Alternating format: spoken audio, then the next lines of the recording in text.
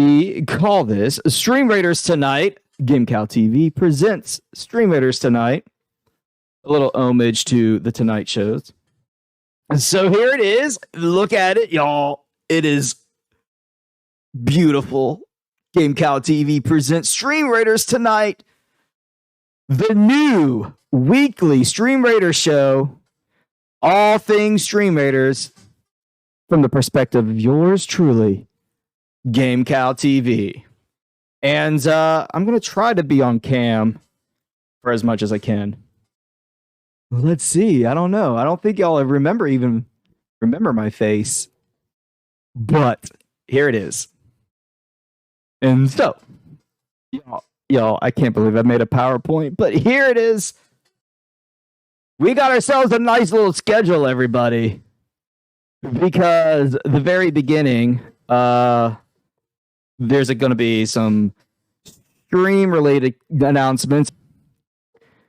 And then we're going to talk about Stream Raiders. And sometime during the evening, when Proto gets done with his haircut, he'll come and join us. So what do we got going on, guys? I'm going to talk about a little bit myself. I've been gone for too long. Y'all need to know what's up. We've got some Stream Raider content. We got the newest feature that I'm hoping will become a thing. We're going to do Skin of the Week. So, Skin of the Week is going to involve prizes. You guys can actually win the Skin of the Week from the show once we announce it. And then we'll round out the evening with Proto. Gonna just talk through Proto, talk about some stuff. So GameCow, where have you been? Where have you been, GameCow? Well, I've been working a lot. I don't want to get into the details, but all right, y'all. So where have I been? I've been busy. At the end of the day, I've been busy. For the past 2 weeks, it was basically I would come home and I could either play video games, stream, or not sleep. Or sleep, I should say. Those were my choices. And a lot of times I chose sleep. So basically I've been busy. And in these past 2 weeks, I was really hoping the after the new year that I could get my schedule for my work under control. But for the foreseeable future, I do not see that happening. I just don't. And so we are going to change the stream. We are changing the content of the stream. What I used to want to do is do Let's Plays. That's what we've been doing. Watch me die over and over again in games like Cuphead, Hollow Knight, Elden Ring, which is very fun. So we're not doing that anymore. We're going to switch it up. I've been enjoying my time in streams that play community interactive games, and so we're going to switch to that. That's going to be the content we're going to create for the next 3 months.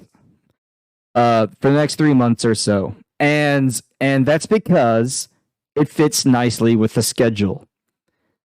So Mondays are going to be this. They're going to be this show. This will be our show. Stream Raiders Tonight. What if you don't want to interact? You can do what 73% of the audience members in Twitch does. They open up a stream, they play a game while the stream is on. Man, my microphone keeps cutting out.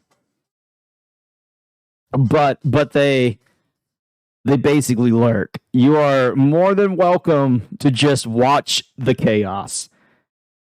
You don't even have to turn on the stream.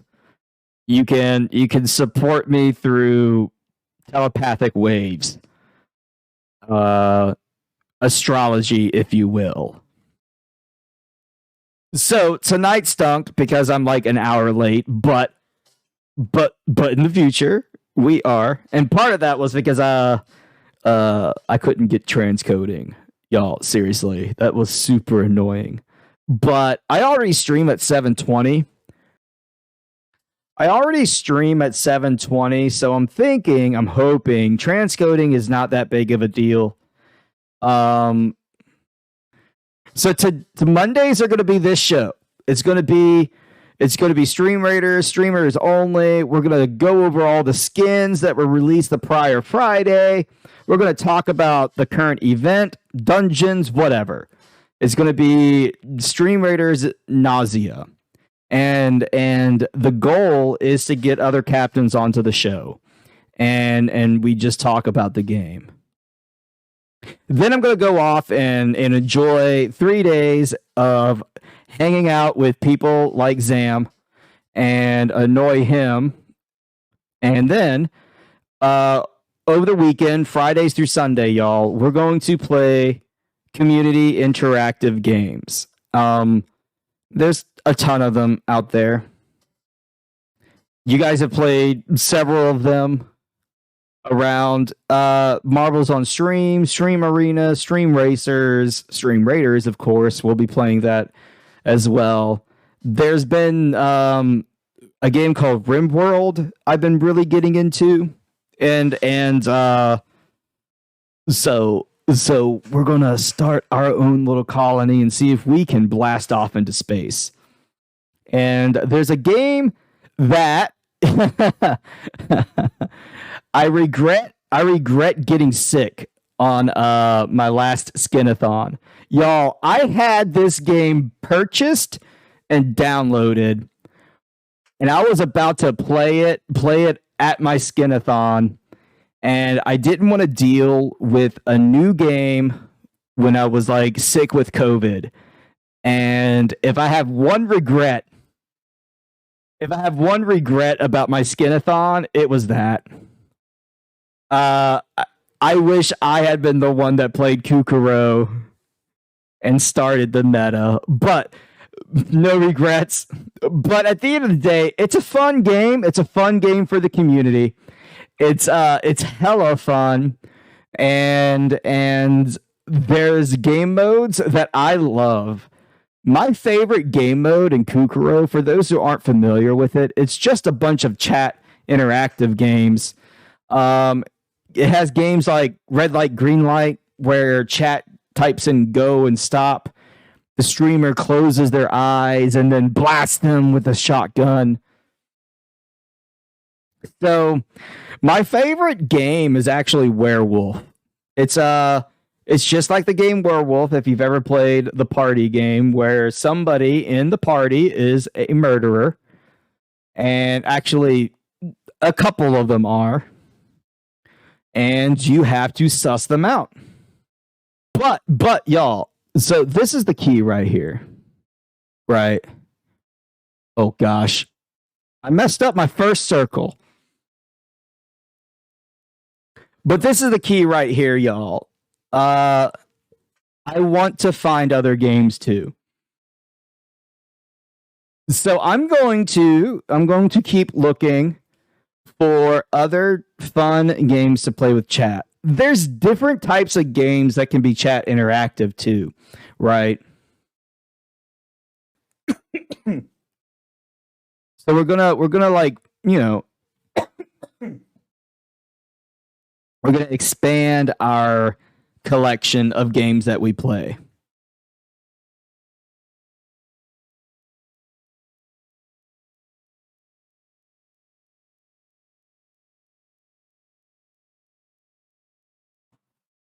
All right, y'all. Sorry, I still have a cough. It sucks. But some of y'all may have noticed something new at the bottom of the About Me section. We most know our friend ProtoLeague. ProtoLeague is a friend of the stream, friend of the streamer. We have played in esports tournaments together. We have played Fall Guys together. We have been on I've been on his stream. for during his skinathon for a little stream interview before my skinathon. So Proto and I we're friends. We're friends. And as part of his mission, he recently achieved a goal of his, and with that, he is motivated to help others achieve their goals. So I had my reservations. I have my reservations when it comes to joining teams with such an explicit purpose. And this is why. This is why. It is extremely easy. It's extremely easy to get bogged down into the mentality of expecting views from everybody on the team.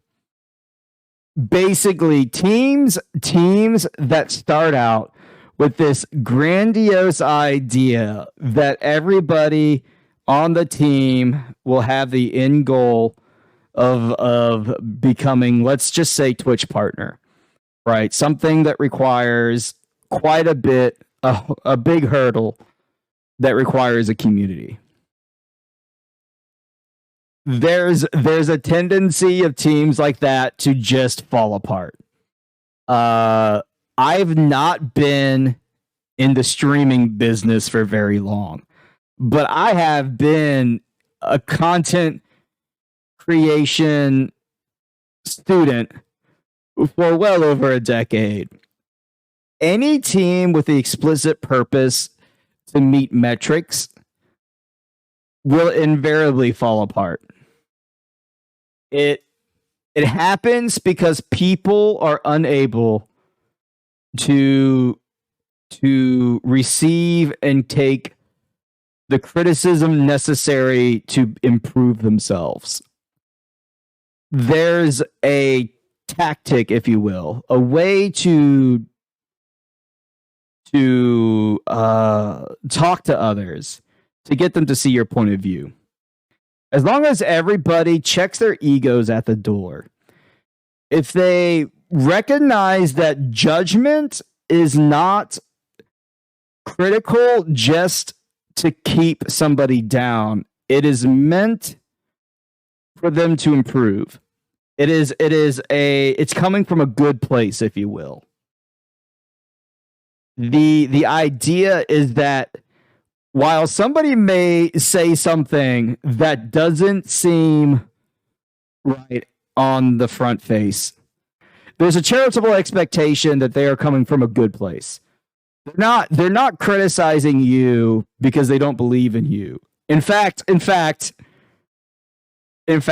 I would say you should be more afraid when your harshest critics have stopped saying something, because that probably means they've given up on you. And I'm going to get back to that with regards to Stream Raiders and Captain TV. But so with all those reservations aside,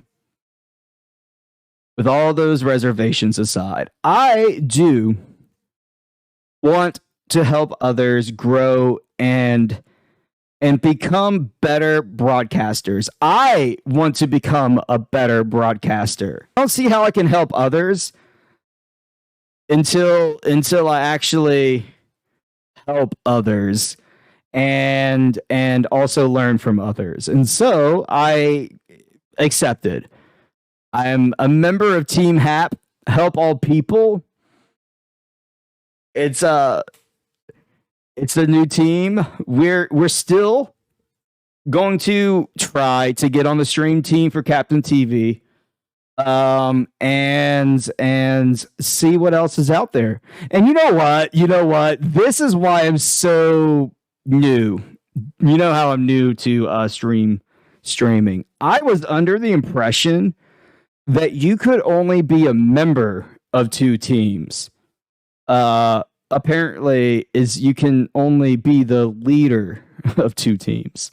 That I got them confused.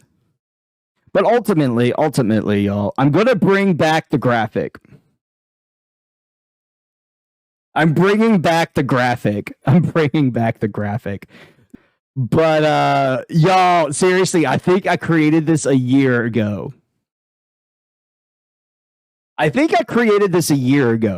Because it was around the month of March that I really got into Stream Raiders.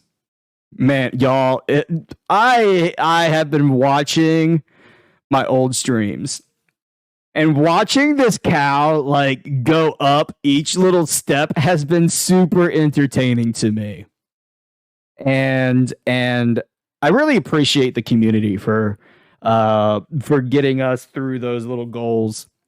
But I'm bringing back the graphic. We're gonna aim again, and we're going to obviously say that this little section. Oop, no,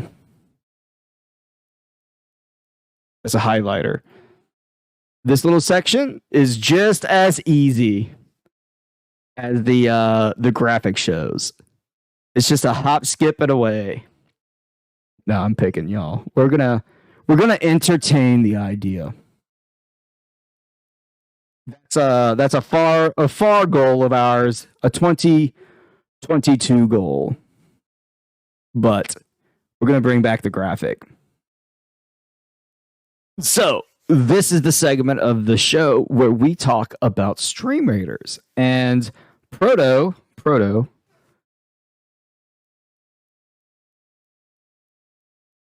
Let's see if I did it right. Here comes Proto onto the screen, y'all.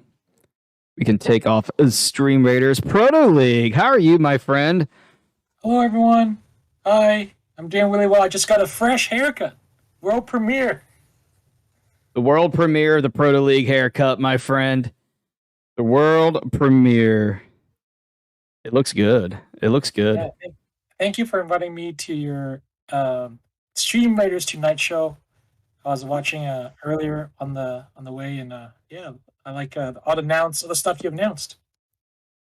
Yeah, basically what we're doing, to repeat, is we're switching our content from Let's Plays to kind of, in a way, what you do with your community, if I want to be like blunt and short, is play community games like Marbles on Stream, Stream Arenas. We're going to play Kukuro, RimWorld, anything that is chat interactive. The goal is to get there. Awesome. Yeah, no, I think interactive is key. I know, like Zella-san was here earlier, but he's another very great streamer that understands the aspect of building a community and having to interact with games such as Stream Raiders, Kukuru, and other ones that get your chat involved is so important. That's earlier. Zam is still here. That's one of the things. So my unexplained absence by work. You're leaving, Zam. Don't leave. Not yet, at least.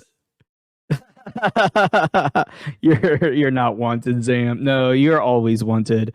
But my absence due to work has allowed me to experience different streams and allowed me to find something that resonated with me. So that's what did. RimWorld Interactive is extremely fun. Once a chat gets involved, they do a combination of like troll to kill you or let you win, just like any other interactive game. So I think that's a fun little aspect of those community games. So I'm looking forward to it. And Proto, as the founding member of HAP, welcome to the inaugural show. Thank you. We're on the part of the show where we're going to talk about current events and Stream Raiders, and then we can talk about skins. And basically, this isn't like a formal interview. This is just kind of like an open dialogue, if you will. We seek topics and we can talk about them and explore them. We have as long as you wish. I want to keep the stream down to the boss, but that's pretty much it. So Awesome. That sounds really fun, and I'm excited. I appreciate you being here, Proto. Because we've been good friends for a good while. And I'm very excited that you get to be the inaugural feature, if you will. But so the current things that are happening in Stream Readers right now. What's great about doing Monday shows is we get to play off of the dev stream every other week. So we can kind of like comment from our perspective the information we got from the dev stream, and it allows us to take the weekend and digest it, right, if you will. Allow us to really reflect on it and think about it, and not just have like a gut reaction to the first thing that they show us. Like, actually, you put things in perspective. Right.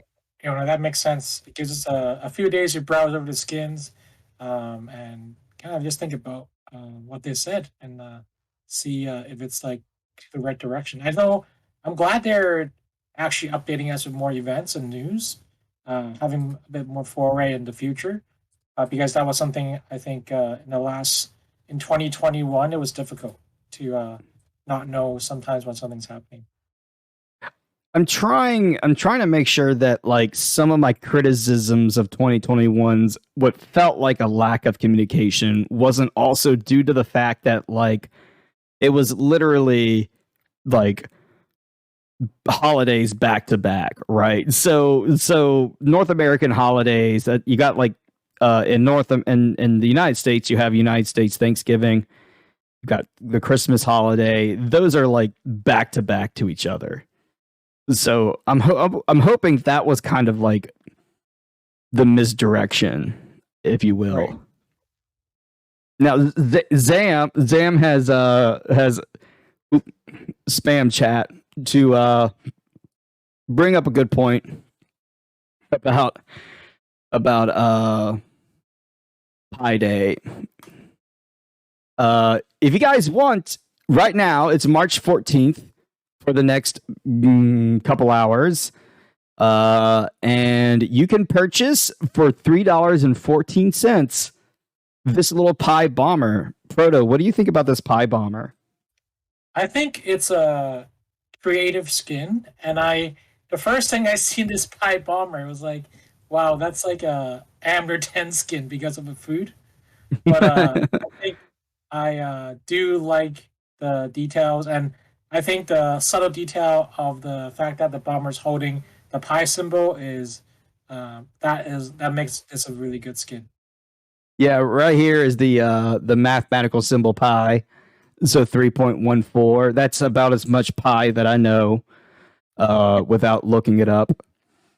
And I like that it's like drooling pie filling out of its mouth. Like, yeah. You won't see it on the battlefields I usually place on, but it's still a cool little attention to detail, right? It's about 5 pixels, but compared to the historical symbol for pi. Now Zam brought it up. I did tweet, and I didn't have time to retract the tweet. I had the intention to give out this skin, but they broke the feature to give out the skin, and then they took it away. so I can't give away the skin. So that's what happened to the Twitter post. And I apologize for any confusion. I didn't realize that the intent of the skin was to not be given away. No giveaway for the Pi skin, unfortunately. Hey, by the way, what kind of pie do you think it is? Like, we see it's the purple thing coming out of the mouth of the unit, but what kind of pie do you think that is? So I'm not very good with pies. I can't lie. I actually don't care for pies. But if I were to guess, it's either going to be like a blueberry pie or like a raspberry type cobbler or blackberry type pie. Yeah, I think they made the color purple so it could be multiple types of fruits that would make the masses like enjoy seeing. Yeah, I think they because red would look like blood, right? So Right. they chose something that was definitely fruit looking. It is a nice little detail. It's pretty interesting how much like detail you can get in what is effectively 2 pixel length. Definitely not alien innards. So unfortunately, no pie giveaway. $3.14 though, y'all, is that's about as cheap as you're gonna get for anything in Stream Raiders. Grab it while you can. It's Grab it while it's hot. Grab it while it's hot and fresh. Yeah, basically, especially with things the way things cost, it may never cost that again. So pick it up, fresh out of the oven. So this was their Pi Day event, and I grabbed this from the stream dev. They're going to do some sort of St. Patrick's Day event. Now, Proto, do you remember what they did last year? I remember something about that we got extra gold, but it was like last year was a bit. I feel it was different. It was just like you got a multiple factor of the gold you were usually getting. But I feel this year they said there was like a separate quest line. Was that what they said? Yeah, that's what they mentioned, the quest line. So I have a feeling it will be just a quest line of gold. Yeah. You do various things that day. It's a 1-day quest, hopefully a little bit longer. And there's 1,000 gold at the end of the rainbow. So now you're not going to get this skin because this is a skin that they usually give away or comes up for purchase in the store. But that's a cute little leprechaun bomber type skin. Yeah, that's a cool looking skin. And you know what? Sometimes it's like looking at that skin kind of brings me back to the initial launch of Stream Raiders, where all their skins, like I still remember this skin that I don't have. It's a closed beta warrior, but it's really it looks like 80% of a warrior, but because of the subtle elements of the cape, it looks like Superman. Like they were able back then to just add really subtle elements and still make a skin very pop and different from each other. So I like those skins. Interesting. I think that's a skin that I've heard people say is a gotta get skin. Yeah, super cool. But the next topic. So this is St. Patrick's Day, the 17th. The 17th is Thursday. So y'all be on the lookout for that. I will not be live, but who is that? Is that Amner's Day? I know Amner is streaming that day, but I know there's also a skinathon. There's skinathon, and there's also the ongoing Women's History event. Yeah. So there's a lot going on this week. In fact, if you guys want to see the skinathon schedule, we have a link in chat. I find that super convenient because people don't realize there's a calendar already created. You don't have to create your own. Stream Raiders keeps track of it. So the next topic, Proto, that I'm kind of curious about your input because I'm going to hide your camera though, if that's okay. Because you're hiding the other hologram variants. but so y'all can see them now. They're just green and pink. not Proto's beautiful haircut. I'm going to bring him back, but I wanted y'all to see real quick that it's just a slight color variant of that kind of holographic looking color. What is your opinion of adding more variant skins to the game? I think that's really cool that they thought about the diamond version. I think that really made pop my eye, and I think that's something that it's really cool, especially for those that have done skin-a-thons before and have a lot of gold skins already. And it's a different flavor, right? And when I looked at the hologram one, it was also interesting, but the fact is that you need a certain skin to match those hologram looking skins, right? As you shown before, there's the purple, the green, and the pink.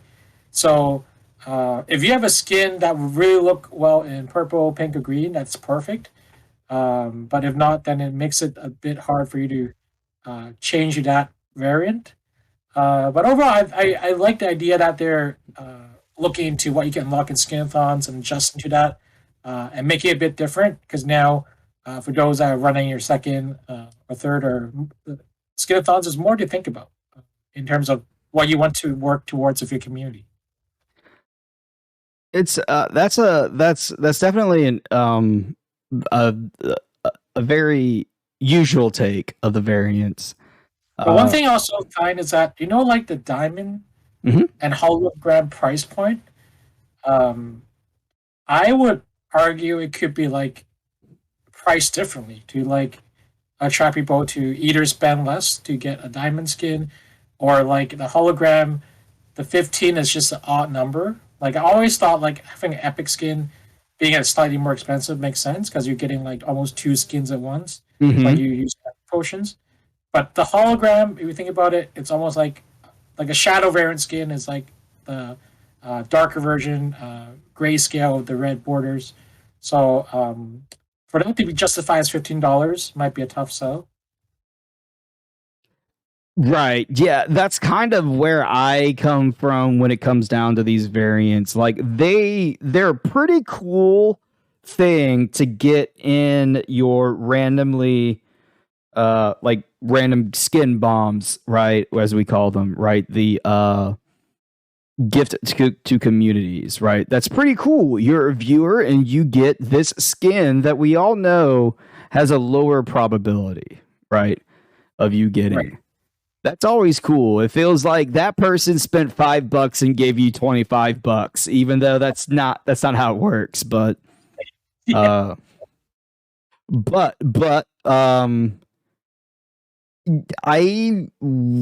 don't like the idea of swapping a hologram for a gold or diamond. I can see your point of view with those who probably already have like a crap ton of gold skins, and so this gives them some variety and a lower price point. But I don't know. I'm just not sold. I'm not sold.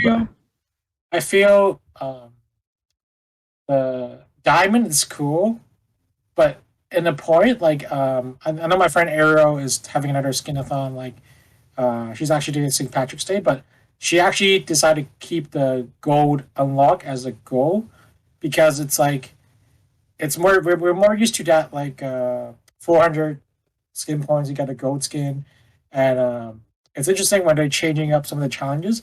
I think if they were to even make skin-a-thons more fun, they would also maybe consider like adding or changing the ways how you unlock skins a little bit to make it maybe a bit easier. Especially there's an awkward time where between the 600 and 700 mark where it's just another faux skin. So if you gave me a hologram or something during those faux skin moments, that could be an interesting incentive for the community to reach. I can get behind that where this hologram price point, because you know that like what the first 20 gives you a flag, the first 50 I think gives you a legendary head skin. Isn't I think that's it. There's steps between 0 and 100, right? And then after that, it's like only 100. And you're right. Once you go through a cycle, you hit that like double full skin uh incentive. So it kind of puts the brakes on a lot of communities. Probably there's no little intermediary goal.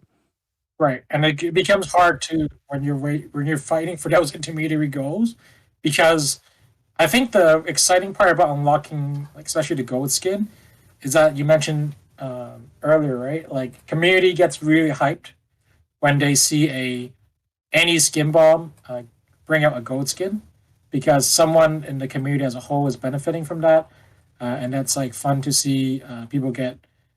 It's like a very uplifting, almost like happy time when that happens to someone, right? Especially spending $25 on a skin is very, very expensive, and when that just gets gifted out to the community, it's really happy. So I think, yeah, if they can looking into those unlocks where it's just you're waiting for full skin and maybe you can change your full skin to something else, that would be interesting. One skin bomb equals gold is OP. Green list is green lice is right. They it's super hype, like you mentioned, that you roll the dice, you spend $5 and somebody gets like a $25 skin.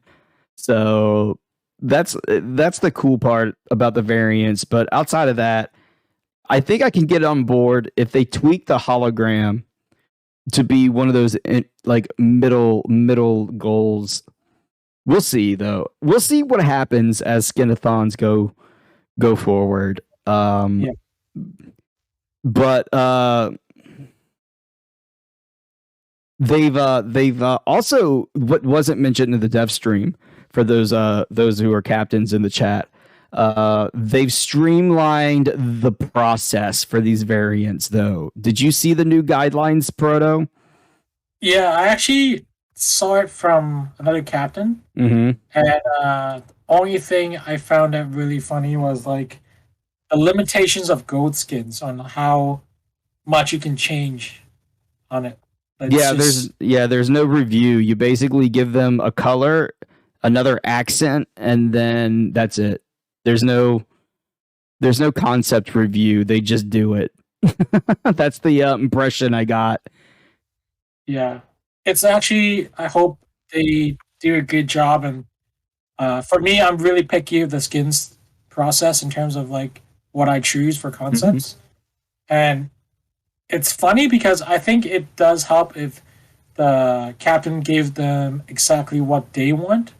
But if the captain just says they want, without giving them clear details, they could see a product that is not something that they really wanted in the first place, right? So hopefully the artist does his best job, and it's also the onus is on the captain to try to give as much hints as to how much gold you would like, which parts of the skin, to make sure that the outcome.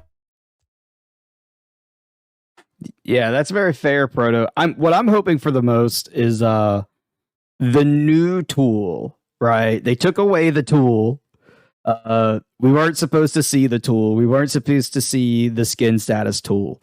For those who are not familiar in chat, there's a program called the Captain Hub that is available from captain.tv. It can be downloaded, and those who are affiliated and partners, there used to be a little skin status tool, and people would use it because it did show kind of the back end of their skin process. They severed the API, I don't know, probably 3 weeks ago. And now nobody knows the status of their skins anymore, right, Proto?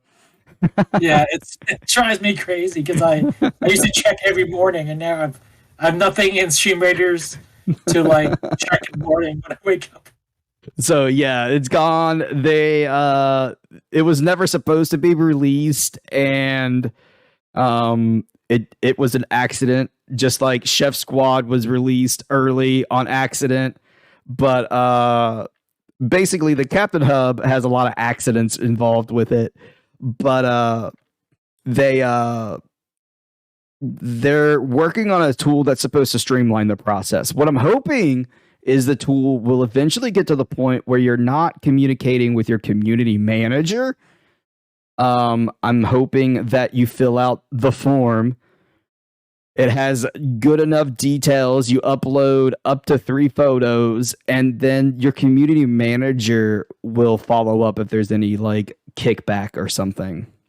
I'm hoping it can allow them to streamline the process. Yes, that'd be really ideal. And I think I mentioned this type of idea during one of my streamer councils I went to maybe a year and a half ago, or a year ago. But they need to find a way to lessen the load of community managers and skin reps, because the amount of captains they deal with is just gigantic. The number of people that they talk to. Yeah, I feel bad messaging mine. In fact, I've actually turned it to a game where I don't message River until she messages me. She's my community manager. And I only message her like my skins concepts, and then she gives me the review, and then I give her my letter, and then all of a sudden I have skins in the store. So there's like I find that if you don't ask a bunch of questions, it goes pretty smoothly. Yeah, no, I agree. I think they do respect the queue process. I know that the message that they have to deal with is just gigantic, and this hub, in a way, could help them really lessen the load and allow them to just ping captains and streamers when they need to for certain things, and focus on getting things moving within the queue, following up, and making sure the whole greater community is benefiting from the hard work they're doing. I'm gonna hope that it turns out to be very well. That's gonna be the hope. All right, let's bring back Proto. But yeah, GameCow, is there a skin you would like to turn diamond? Is there a skin I would like to turn diamond? Yeah. I'm gonna bring back String Raiders. I think I wouldn't mind my barrel, my little butter archern to become diamond if I could choose. I think this would look better diamond than gold. Right. Yeah, that'd be really cool. And I feel like the cool thing about diamond is that aside from the sparkles and the new color, there's actually like a speck of like extra glow in the middle. I feel like yeah, a little shiny. Yeah. So that's really exciting. All right, let's bring back the deck. The variants we talked about. It's March, y'all. And if you aren't aware of it already, there have been several awesome, amazing streamers featured this month for Women's History Month. There's a lot that could be discussed about Women's History Month and women creators. I don't want to get completely sidetracked, Proto, right? I feel like that's almost its own stream or video essay, even if y'all want to go check out. There's plenty on YouTube about women in the gaming industry and the streaming industry. For sure. I think it's a very awesome thing that they are recognizing from the Black History Month to the Women's History Month. It's something that it's really cool because they're also spotlighting captains and streamers of various sizes. I think that's important. I think not too many indie game studios and devs go out and reach out to streamers that are smaller or streamers that have started, and I think that really helps them provide them the spotlight to introduce themselves to a wider audience. Yeah, you definitely don't see Twitch putting up super micro streamers, right? That's what you could call some with the really low views. It's very cool. I'm curious about the process for selection. I know in the past I joked that it was like throw papers up the stairs and see what happens, but it has been cool, the various creators that they have. And this month is completely booked. as y'all can see from the calendar, it's every day. I can hide Proto for a quick minute and show you that the 26th is Busy Beth. And every single one of these streamers, you can see this calendar in the StreamRaider Discord.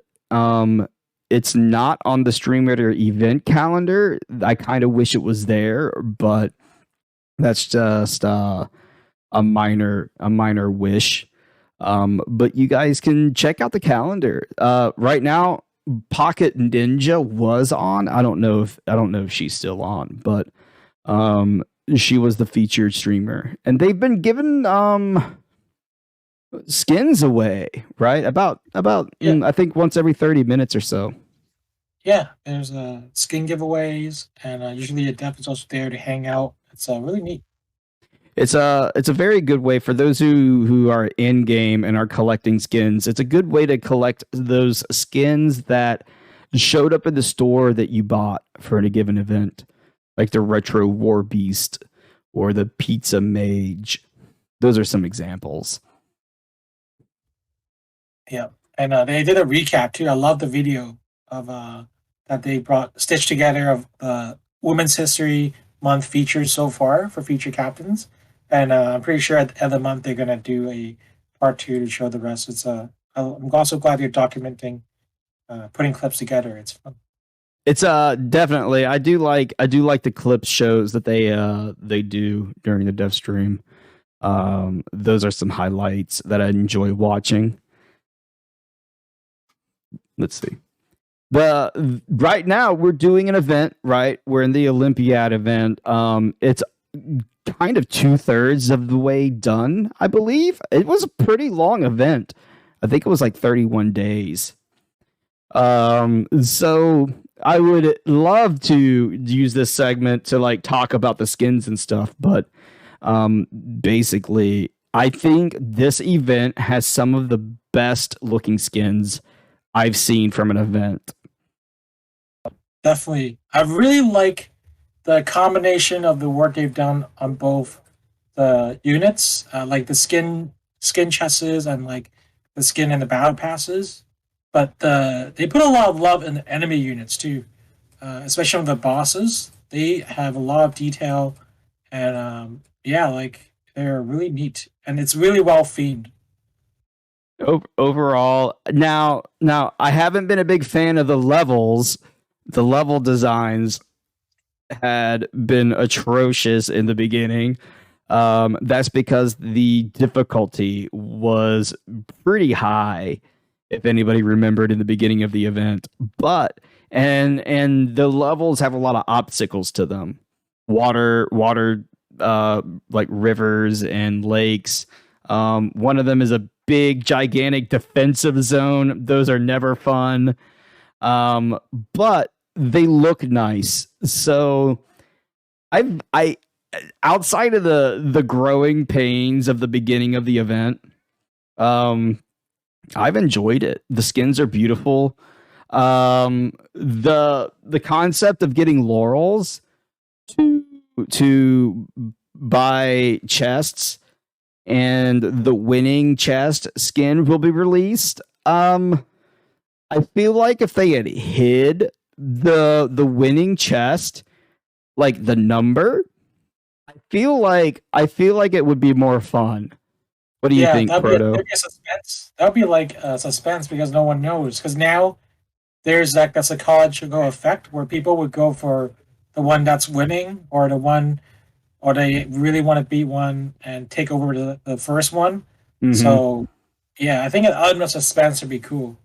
Or if they announce it like every week at like just a week like update on where we're at, but not like a percent vote or something that kind of hides the true numbers. Yeah. I feel like there's a way to keep people aware of who's winning, but also to keep it, like you said, so it's not a stat dump. Look, I love War Beast skins, but I also don't need another War Beast skin. like the Cerberus skin looks cool. I wish I had a grab of it.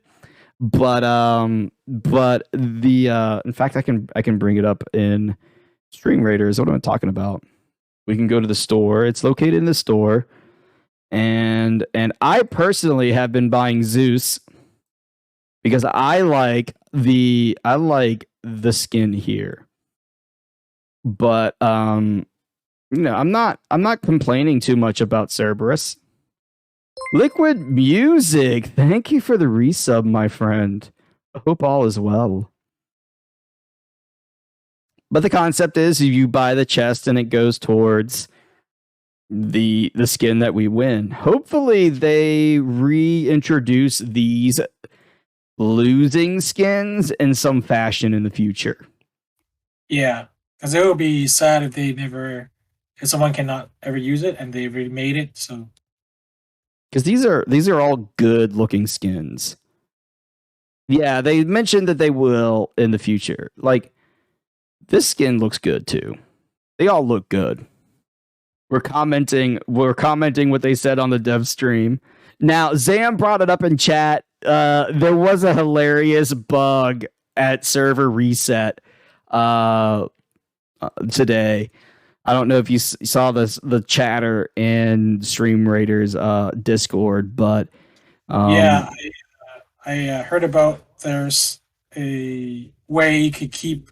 Is that they can keep getting the lures or keep redeeming the chest without using lures? But it seemed like there was it was a pretty big bug, and they were all trying to fix it. They did fix it, but I haven't seen like the message on what the next steps are.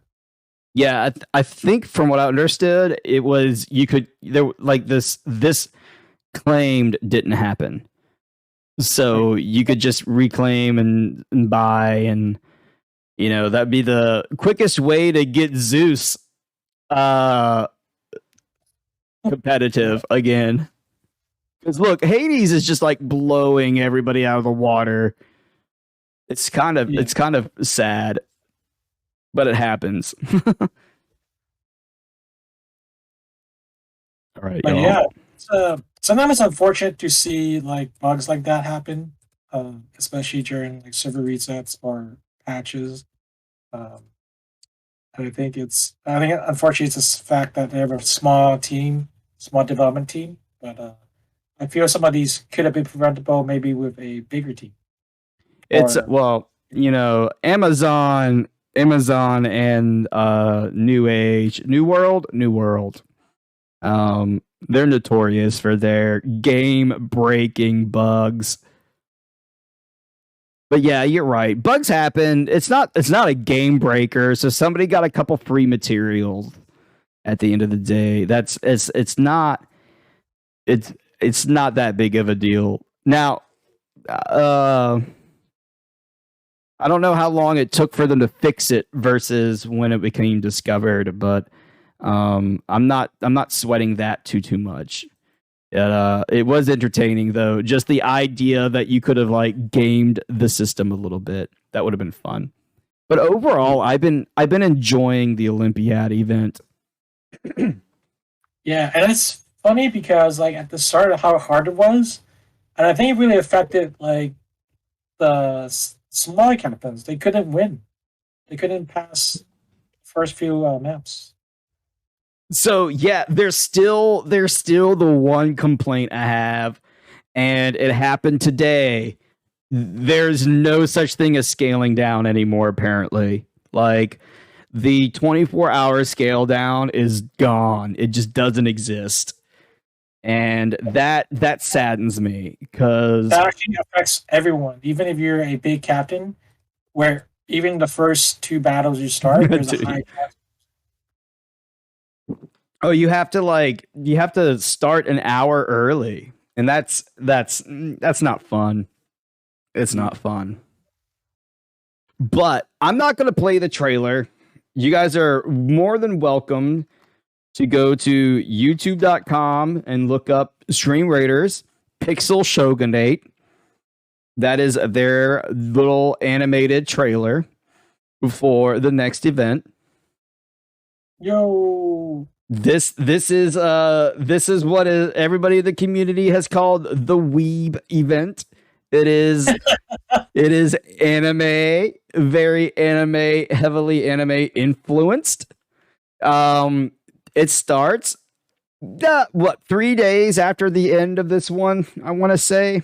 Like, I think this one ends on the 21st and this one starts on the 24th. So there's a little bit of a vanilla period, if you will.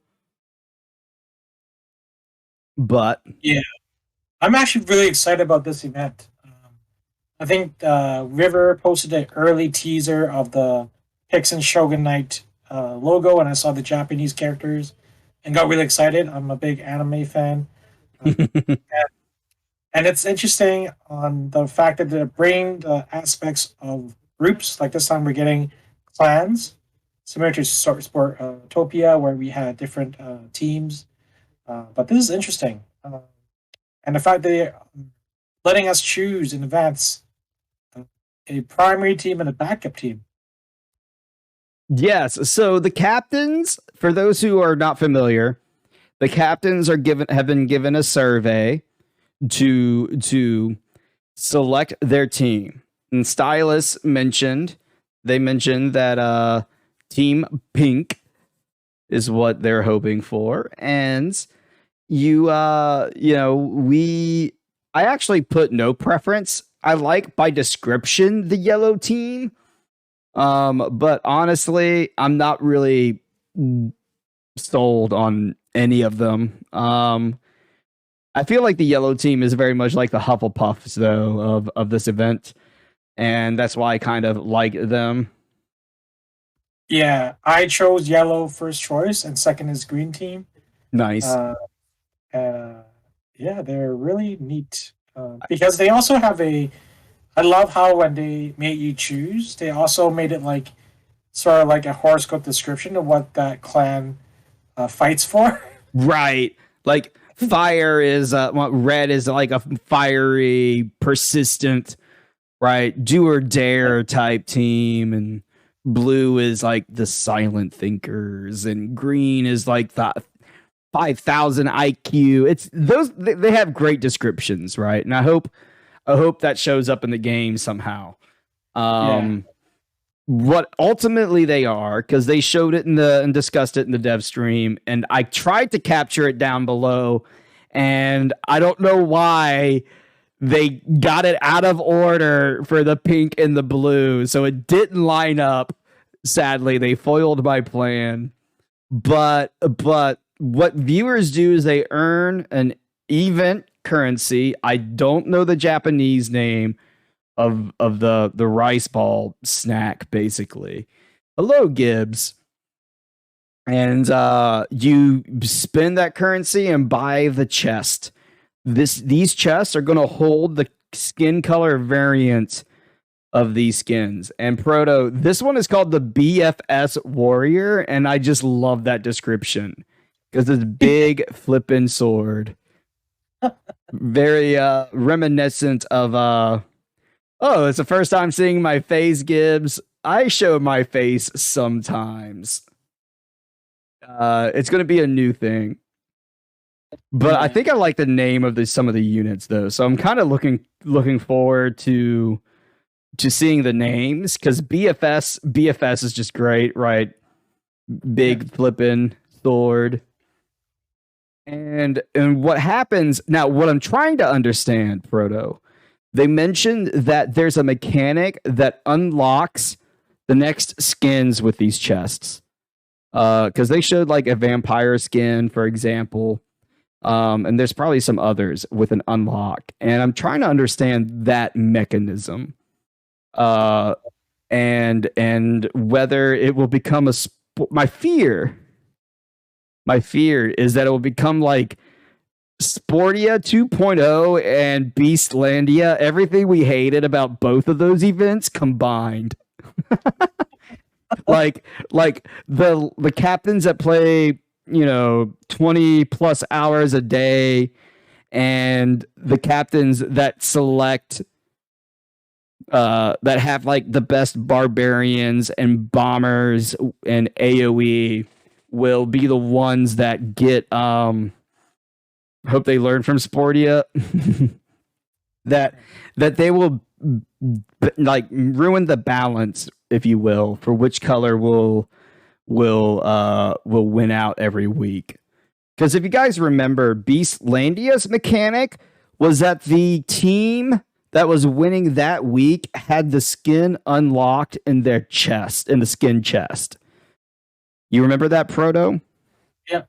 And then the beast destroyed the bugs. Like there were so many people winning in the beast side. Because the beasts were hard to defeat. Because they were centurions stacking on each other, and those squirrel archers were the worst thing ever. Yeah, I remember now. Nobody wanted to fight the beasts because they were hard. And then you had that artillery unit that just like shot 6 like shells at you.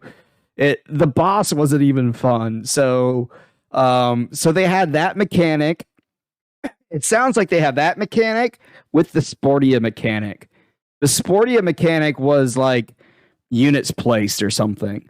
So I don't know. We'll see. We'll see. I know they are talking about it's going to be kills based on the amount of kills. Captain kills. Yeah.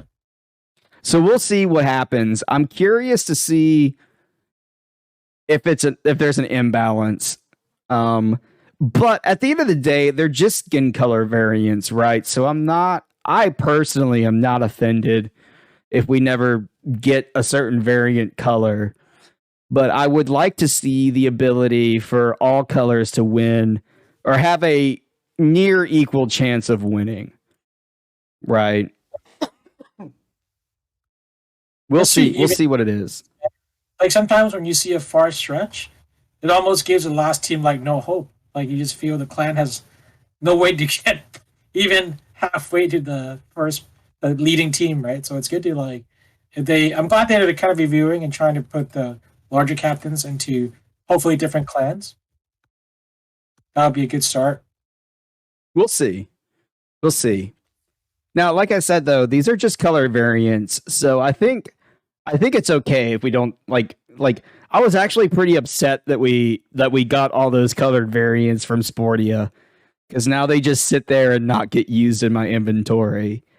But I know about people that have been requesting to delete the Captain TV campaign skins of their collection of skins.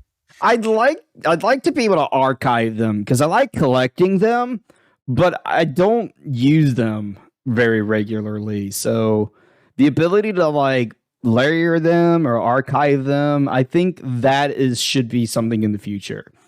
But we'll see. We'll see.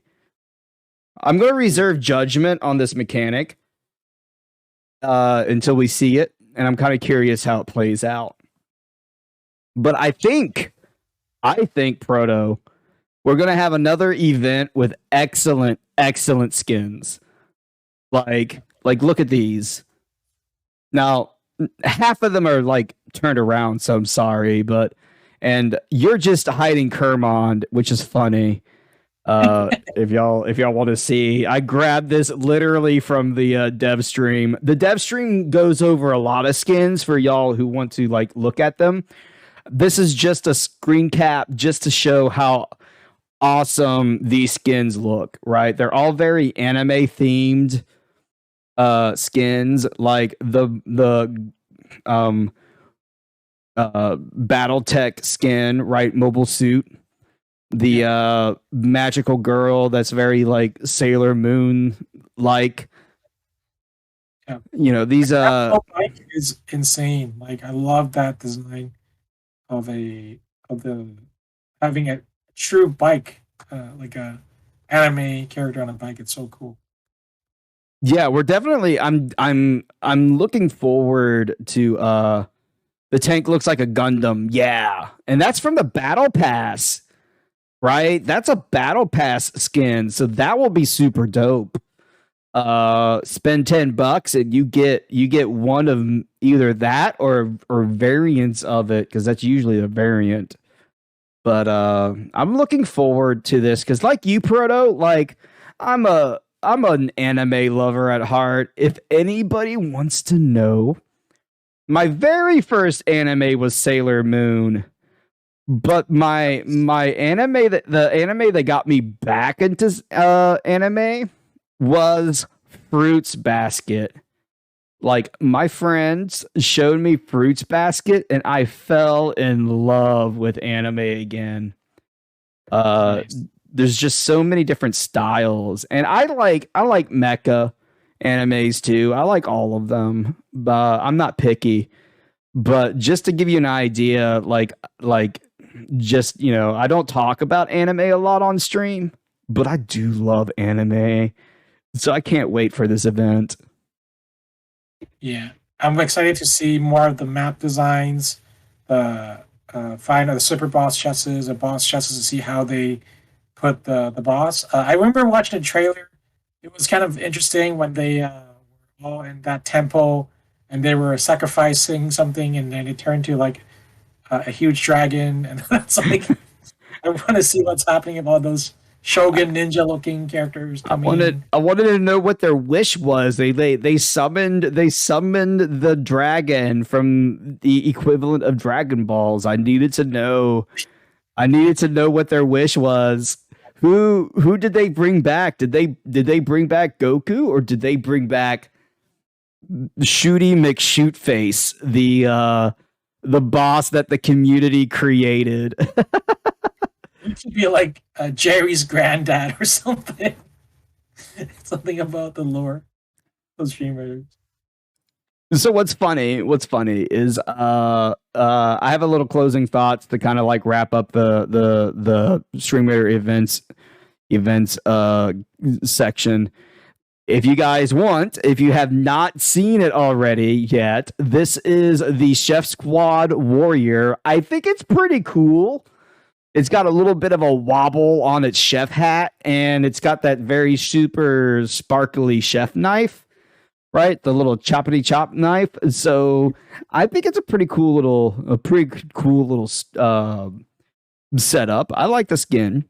There's the code WJ33S6YJ9ETA that will get you that skin. We're gonna keep it up while we kind of like wrap things up.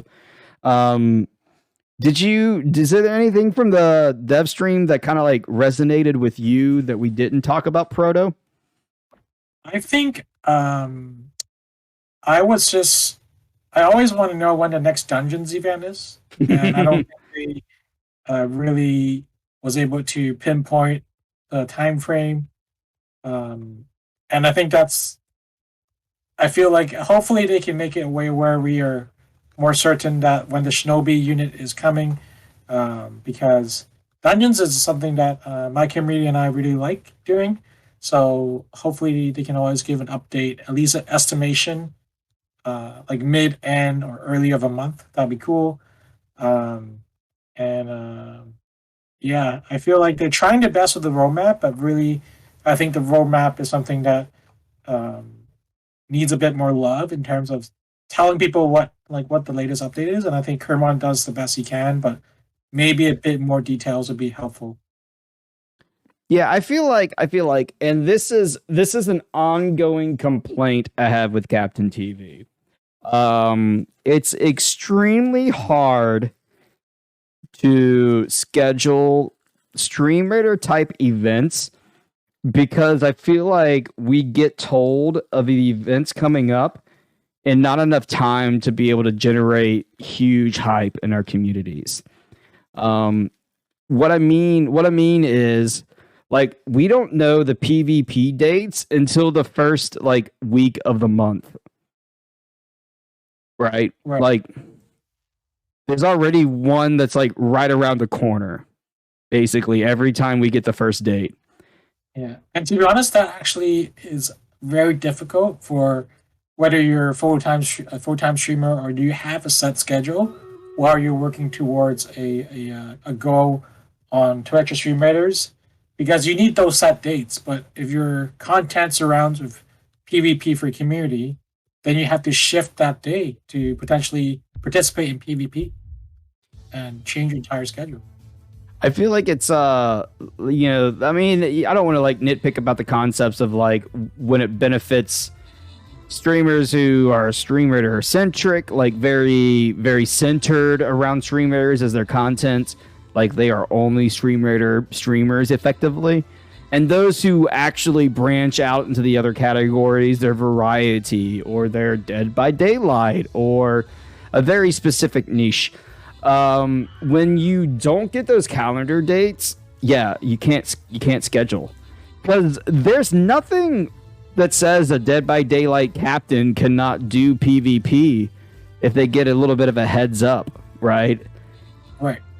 But unfortunately, if you're not given the heads up and you already made plans, oh well, PvP may not be able to get fit, because it's definitely a faster game mode, right? Yeah. Bring back the Chef Squad Chef for those who want the Wobble Hat Chef Squad Warrior. I haven't played it as a streamer yet. I played it as a viewer, Proto, and I mentioned this earlier in the stream that there's promise for it, but there's the two complaints I have is mobile delay and the mobile resolution. It's just impossible to play. Yeah. It's impossible. You can't read the commands. And I sometimes don't have the best internet connection whenever I'm on my computer. And so if I drop, my internet connection drops my bandwidth. I can't see the words either, because like the stream becomes 160 or something like that, right? Yeah. I think it's got a good idea and concept, but it needs quite a lot more work, because the issue is that when you're playing the game, it's impossible to almost read chat anymore, because people are cooking and trying to type in those words to help you beat the game, right? Yeah, that's going to happen in a lot of Twitch interactive games, though, right? Like, I call that phenomenon chat spam, right? Where the Pokemon community game, right? If everybody was trying to catch a Pokemon, I've been in some of those 100-person plus streams. You don't see what anybody says. So, RimWorld, right, during busy streams as everybody's checking their stuff. There is some quality of life improvements that could happen in those games, but also the way that Twitch prevents like spam, right? Like, I'm gonna pick on RimWorld. One thing you could do is if somebody says a command in chat, the bot whispers that person. The problem is the bot is a streamer. That streamer is limited to like 40 whispers a day or something. So, there's no real easy way to clean up chat sometimes. Right. I mean, maybe with Shift Squad, if they had like an extension that could be popped out and you press the buttons that are needed, but there's promise. I think it's fun to do every now and then. I just haven't done the streamer side. Yeah, it's I think the limitations of mobile and delay does make it difficult, but the concept of the game is fun. I think they got something good going, just tweaking it and make it a bit more accessible to people that might be on mobile or have internet delays. It's very fun. I popped into somebody who had about 200 active chatters playing the game, and that was pretty insane. It reminded me of like working in a Jimmy John's, like how fast everybody was typing. Yeah. But yeah, you mentioned it. Chat becomes nearly impossible to read. But yeah. Well, now is actually like one of the main highlights. We're going to talk about the skins, Proto. Sweet. Did you get a chance to look at any of the skins that came out on Friday? Yeah, I did. Every Friday, I look at all the skins, and I actually usually message the captains that have really nice skin and share them a congrats to them because I know how much work or how much I guess patient one have to have before the skin comes up. And Patience is key, definitely. so But I really appreciate when I see a skin I really like, and I think always get a lot of love from people as well when they say they like my skins that came out. So I definitely every week I browse through them and chance to take a look at what the one thing I also look for is what new animation effects that have been shown that has never been done before, and that's something that I really like seeing because that shows our team is elevating their game or have been doing something different. so this is a trial period, if you will, of this segment because Proto, you mentioned something about the animation effects of especially the particle effects for like weapons and stuff. And that's very hard to capture with the elements that are on the front end of the game.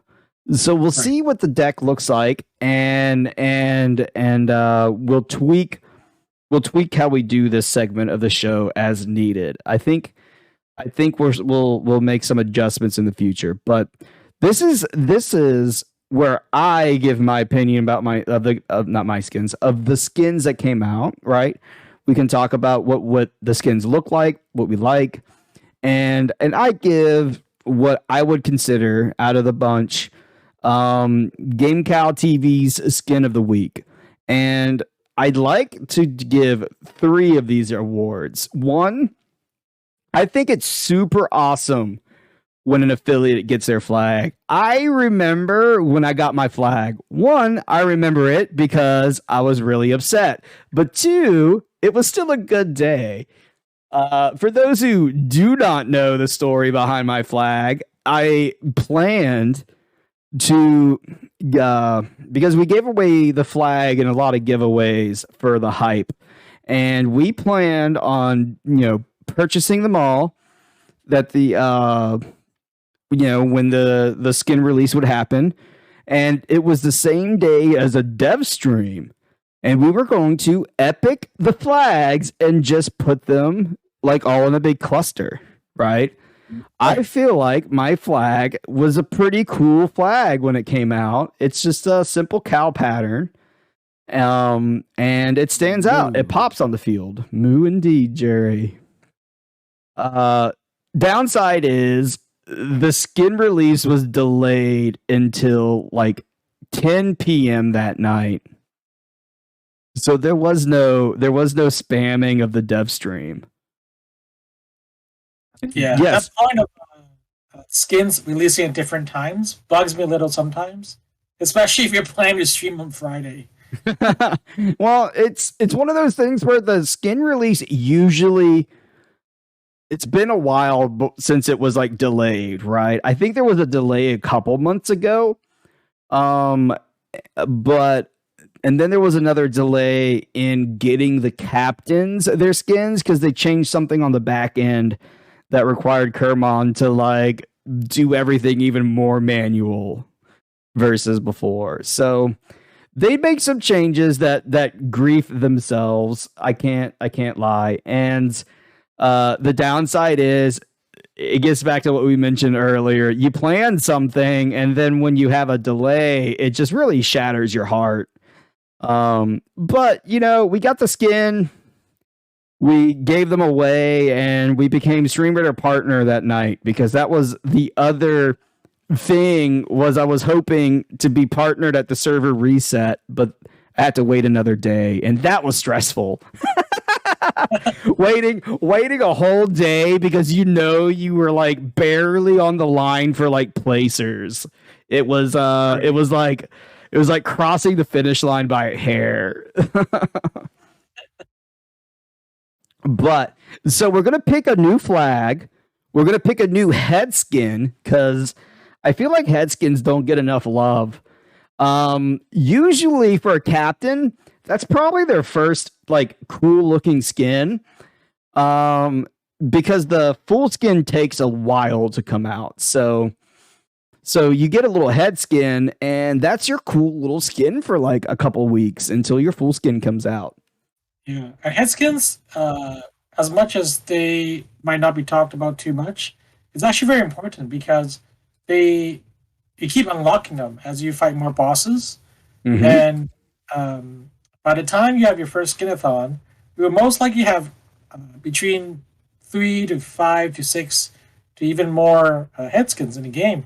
So every time you do a skin, your community does a skin bomb, there's a high chance that someone's going to be hit with a head skin. Somebody in the community will get one of your heads, and it looks pretty good. In my opinion, it looks super cool to see an army of head skins in PvP. I can't lie. It's super intimidating. So there's some pros to them.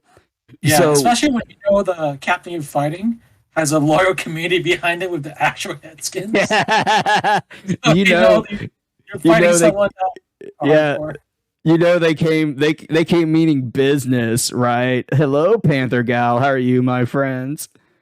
And so the winners of the flag and the head skin, I'm gonna be gifting their community um just a single gift to the community, so that way their community benefits from somebody getting their flag and somebody getting their head skin.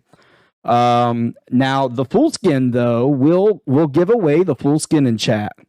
The GameCowTV winner of the full skin will be given away to somebody who wants it in chat, and that's how the contest works.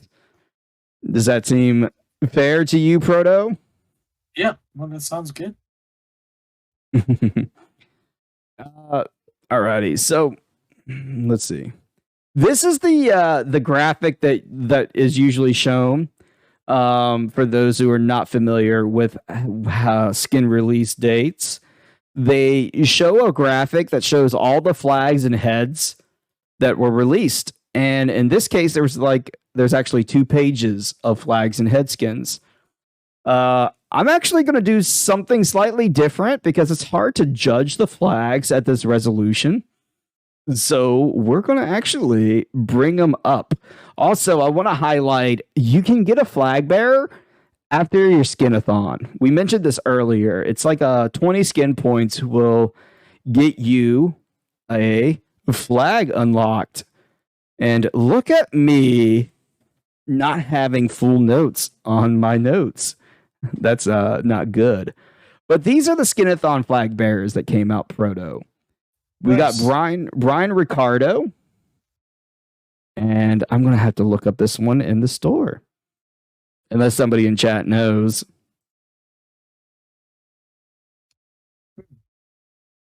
Quickly look. To be honest, I think it'd be cool if Daveness.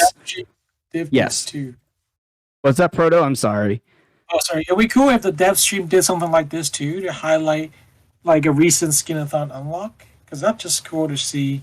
Hey, this person unlocked a new flag bearer and they had a skinathon. Yeah, this is one of the skinathorns goals, and I think it's Brian Ricardo. This is his 3rd flag bearer. So this was from his 2nd skinathon. Nice. And this is Daveness's. And what's pretty cool, like, I can't lie, I think it's pretty cool to see a real life face on a flag. Look at this. This turned out like really good. Yeah. Like, it seems like they maxed out the pixels area. You can see his face. You can literally see his face. Yeah, this is pretty crazy. The DPI that's allowed at this scale. This is like 32 by 32, I think, right? So that's very interesting to me. Now, there were 40 affiliate flags proto. 40 new affiliates got flags this past Friday. That is crazy. That's an insane number of new affiliates. Yeah. And I think it makes sense because they changed the affiliate requirements last month. And so now we're going to start seeing all the new affiliates getting their flags this month, right? Yep. So I'm gonna hide our cams because I feel like it's only fair that we hide both. Yep.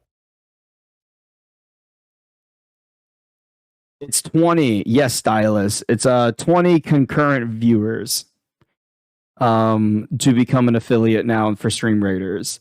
And so with that with that lower requirement, we're going to see a lot more flags, and I think that's super cool.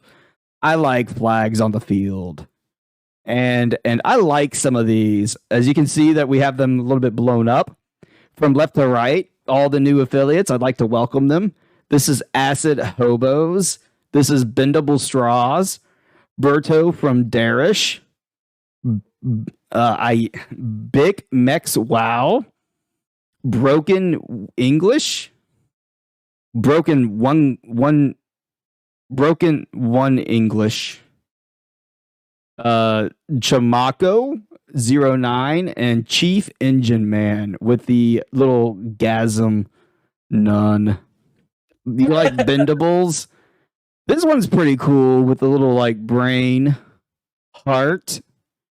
Yeah. Kind of looks like one of those motivational psychiatry images, right? Yeah, it's cool. And then this is KoTube. This one I like. You can't see it very well on the dev stream picture, but this is like a little like joystick for Cyrus Arcade. Yeah, this stood out to me right away. Like you can see a joystick from afar, and it just stands out because of the red joystick and the white contrast at the back. This is the good die one. I that's my best attempt. The goody one, perhaps. Unfortunately, these are all lowercase in like the database, so it gets kind of hard to read screen names sometimes. But I think this is the goody one. Dev the Devastator. This is pretty cool. It's little scissors cutting like into a shape. Disfusional. Dr. Peppermint. Wait a minute. Did I mess up? 1, 2, 3, 4, 5, 6, 7. Ooh. My list is messed up. 1, 2, 3, 4, 5, 6, 7. 4, 5, 6, 7. Something's up. I miscounted somewhere. So now, with me all being messed up, I don't trust anything. No worries. I wonder the person with the scissors cutting that piece of paper or cutting something, if that person is an art streamer.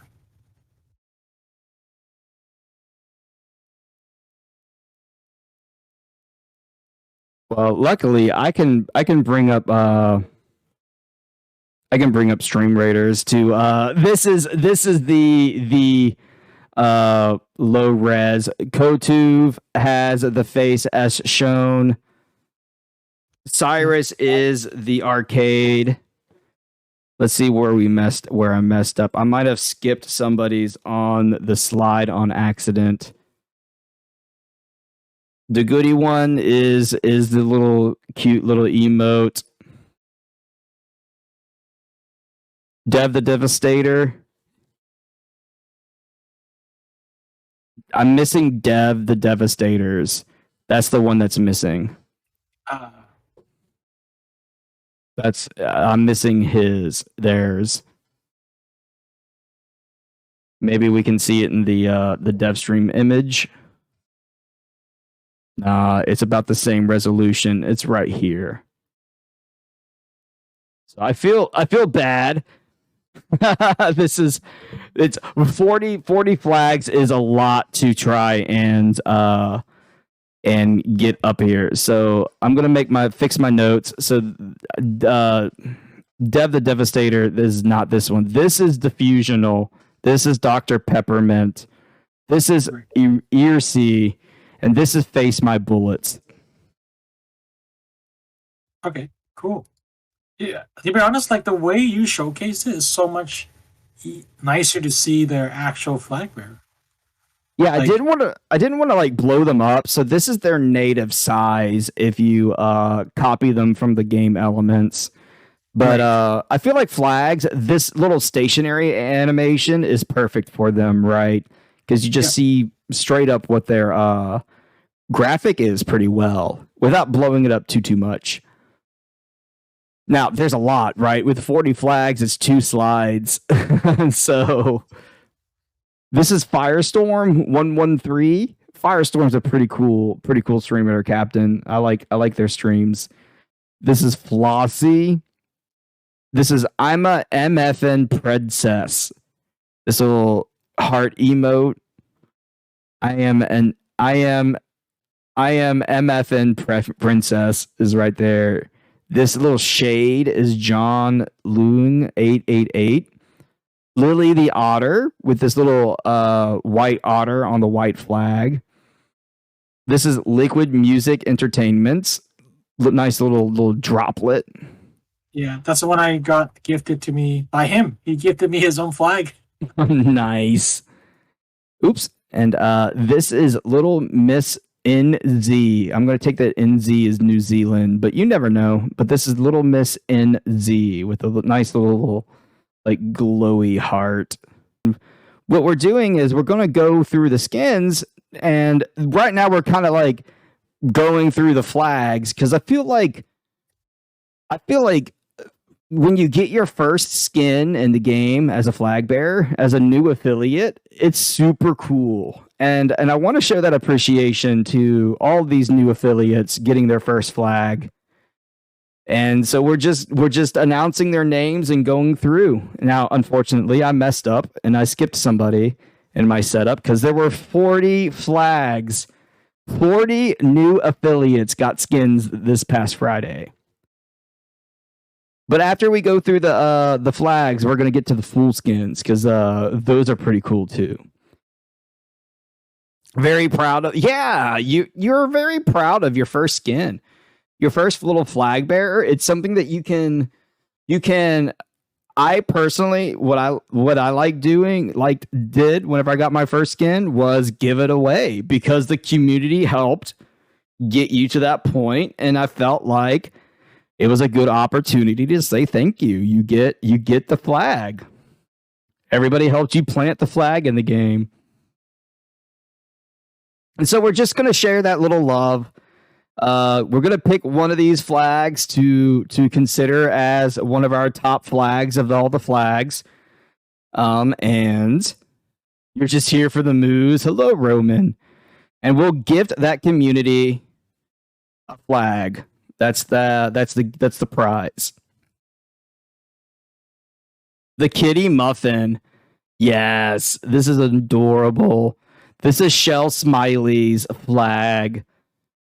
And if I say somebody's name wrong, I apologize. Somebody, I'm working off of all lowercase, and but really, honestly, Proto, you mentioned it. I've never zoomed in on the flags this close. They look super good.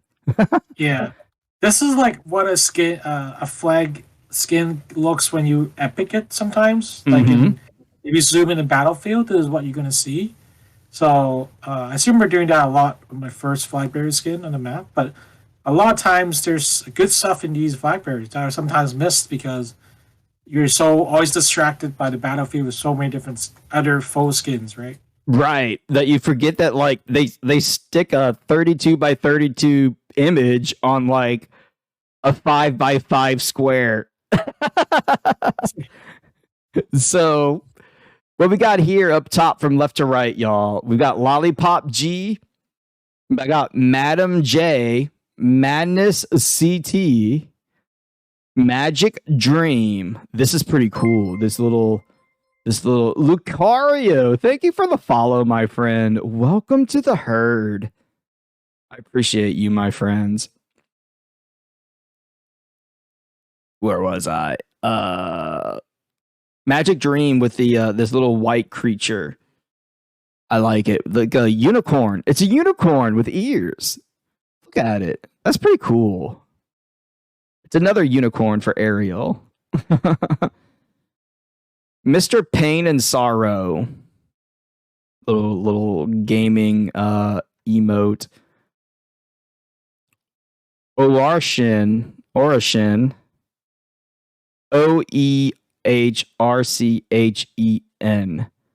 Orachin. And then Onuza. These are all cute looking emotes on their flags. The thing about flag bearers is you also need to consider as a captain the color choice that you want to use in your skins. Like, yes, I like the purple anime character in front of the purple looking flag bearer. Like, it's a really cute design, but it could have popped out slightly more if the captain chose a different color. Yeah, you're right. Like over here is a good example. This little otter, it's really hard to tell what it is, right? Because it's very washed out by the white. Right. For anybody who is curious, my suggestion to captains when they submit their flag is they copy and paste into like paint.net the guidelines, because the guidelines have all the colors, right? All the different colors. And take your emote, paste it in a new layer, and move it around the colors and see which one looks good.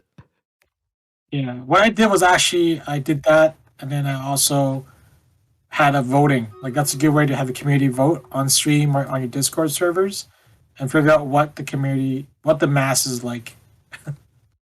Oh yes, that's very fair. That's very fair. Have a community vote. There's 257 units on the field, y'all, with 82 friends. Ranksters, this is butter. It's a slab of butter. This is Screen Effects is butter. And then right next to it is Shell Smiley's cup, like cat cake. Nice. This is cute. With a little rainbow. Yeah, I think it stands out really well. And the fact that you can see the distinct colors in the rainbow shows that a high quality image that was submitted for this flag bearer. Definitely. That's the key too. Make sure as a captain that once you get affiliate, there's nothing wrong with you sending an image that is square and they have to resize. This is from Friday. Yes, Liquid. Last slide. Here's yours right here at the bottom. Let's see if Proto hides it. He does. So if I get rid of our cams, you're right here in this corner, and we like it. Little kind of like blood teardrop with the logo in it. It's pretty cool. It's pretty super dope. No, it's all good, Liquid.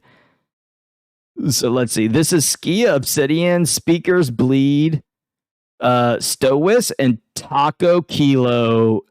Y'all, it's a Taco Bell Supreme Crunch Taco. I love it. It's literally the image from the menu, y'all.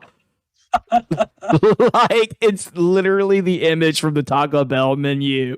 And I just love stupid stuff like that. It just I'm just so entertained by it. Like, Taco Kilo, props. This made me laugh so hard when I saw it. I'm like, that's awesome. Because it's even got the like sour cream, like, and fresco tomatoes from like the Taco Bell menu. It's great. It's great. Love it. So Real T Dub got kind of like a Kappa quality face on his. That's always good. I like to see people's faces, like real life faces on flags. That's always entertaining. Here's Y Paladin and Zorn Coing. I'm not okay. ZORNKOENIGIN. With this like kissy royalty. Any on this page that stands out to you, Proto? I really like the rainbow cupcake. Hmm. The cat, the kitty, um, and I also like the very last one because that emote is also very good looking, and it's got like a crown on the character of hearts, and yeah, the taco one is also hilarious. So that one as well. Yeah, this one's just like cracks me up. Yes. I think this one, the purple background they chose, like really makes it pop because it's like royalty. That's kind Yeah. of like what I like with the theme. All of these, at the end of the day, y'all, I actually like all the flags, and I want to make this like make sure people know that this is not intended to like put anybody down. I love all the skins in the game. This is just to highlight and showcase every skin because I feel like we don't have that. We don't have somebody that just kind of like looks at every skin in a way that we can all kind of look at the details in a certain way. So that's what Yeah. this does. Now we do a little skit of the week as just kind of like a little fun little competition. Some from the beginning, most definitely. So I mentioned earlier that they put flags and head skins together. So we're missing some of the head skins because it's on the previous slide. But look, there was a bunch of head skins that comes out. And for those who need to know, Proto probably remembers that whoops, I didn't mean to go backwards. The head skin comes out as a captain every 25 boss chests. Yeah. And some captains, Liquid knows. Liquid's been playing the game for quite a while and probably has a handful unlocked.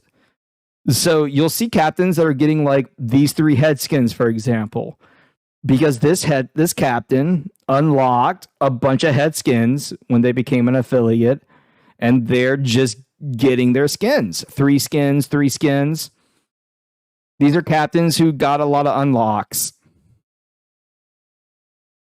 And the thing is though, unless they have a full skin that's a warrior skin, the first head skin is always a warrior.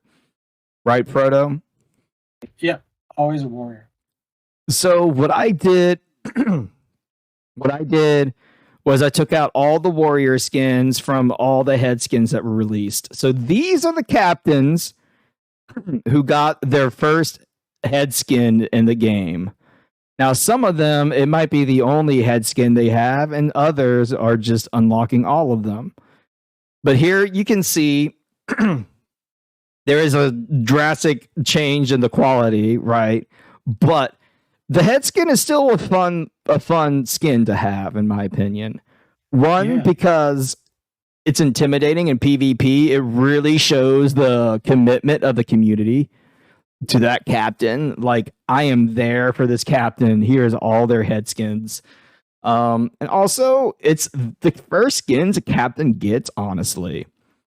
Because the first skin unlock is 35 skin points. And so that can be pretty much a lot to just on flag bearers all by themselves. So usually this is the catalyst that gets a captain their first full skin.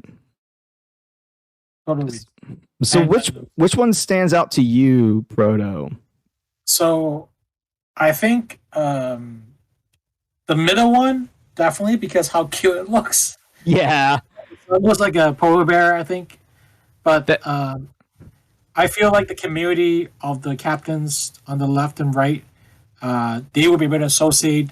That's most likely their faces. Mhm. Like so, I think from a community standpoint, it makes a lot of sense for captains to choose having their face in the as their head skin. But I potentially the middle person, the streamer, could also be a VTuber or someone that doesn't just really like polar bears. But that, like, I think a strategy I have in terms of getting skins out, whether it's head skins or full skins, is you have to find to get something in the shop where when people see it, they would draw their eye to and have an association with. And I think cute things are really like for me, my theme is always creating cute skins, and I think the middle one is able to achieve that effect. It's a cute looking head skin. Yeah, I definitely get behind that. Your full skins, you have a lot of creative leeway with, right? Because you can create genres and sub-genres within your own full skin collection. I feel like your head skin should be very on brand. Right. And it's tough to judge a head skin because it has to make sense for that streamer's brand. And you mentioned it. This skin is cute, right? And I really hope that it matches that brand. Like, you know, like a V2 model or an avatar or a running thing in that community. Like, I know Actor Pat. Actor Pat is a friend of the stream. This is Actor Pat's emote, effectively. Right. And this is Marta. That's basically her avatar, her Twitch avatar in headskin mode. This is Hellrig. So these are the three captains. Congratulations, y'all, on having your first headskin released, and hopefully you get more and more headskins because it's quite a fun little journey. Yep. And as a captain, when you haven't like, you can always place your head skins, like your first full set of skins, up to the legendary units where you need to unlock them in Skinathon is all your head skins, right? So I sit we're every week waiting for my head skins, waiting to equip them and then place them on the battlefield.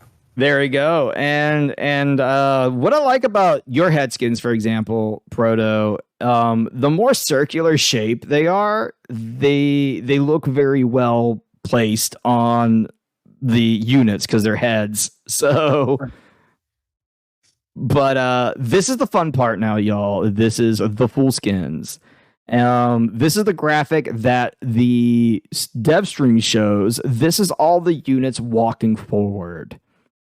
Now, the graphic that I have is all the units standing, and there's a marked difference between some of them. That's kind of fascinating to me. You'll get to see both perspectives. So you'll see them blown up a little bit, but they're not moving. They are standing still. Right. And the way I have these organized, I don't know how Stream Raiders organizes this graphic. I'll be completely honest. I don't know if it's like first in, first out, alphabetical. I'm confused. But we're going to go by unit type. I have them all organized by unit type. I don't have the name in front, so we'll play a little game and see if you can guess the unit type. But they're all grouped together by unit type, because that makes it easy to kind of compare and look at them. Nice. So like I said, these are all the idle ones. The biggest one to like notice the difference, this little trash can, this little thing, this is the unit that is this moving. So this little trash can, I thought it was a buster. And so here it is, and now I'm just like, well, what is it? So let's find out. Nice. So first up is the A's with the artillery. This is another ship. It even has ocean currents. Look at it. Yeah, I saw that and I was like, wow, I never knew you could add ocean currents. You're adding more things on the map that wasn't there before. Right? You're just going to see the ship just create its own water wherever it is. This is Neon Holes artillery, with a nice little like rainbow sail and anchor. Right, Liquid? I don't know. I'd have to look at the requirements again, but I'm pretty sure that as long as it's vehicle, maybe the ocean is its wheels, or this is the wheel. Right. I'm not gonna lie, I do think this skin pass got kind of slipped in terms of like The it's hard. requirements. Yeah, I remember when when the arties came out, and one of my friends tried to submit a sailing boat based on the theme of his brand, and they wouldn't allow him to submit a ship.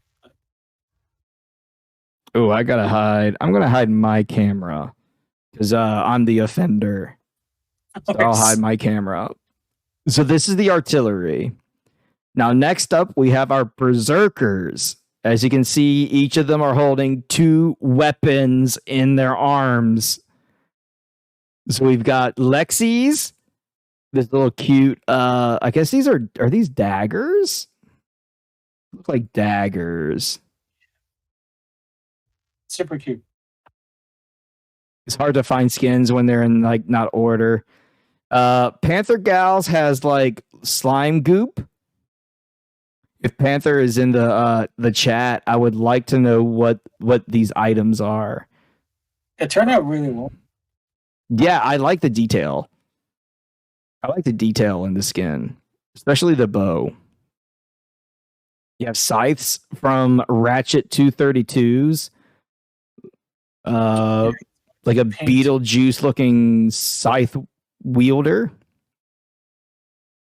And then Rod the Wise. This is like a Street Fighter. You know what this reminds me of? This reminds me of the generic army character from like the original Doom. Yeah, it does. just need a bit more details on the haircut. But I this little white aura. I'm guessing this is like a fighting character with a little fighting aura. Yeah. Paint. Panther says the paint. It's got paint. Let's see if we can find it walking.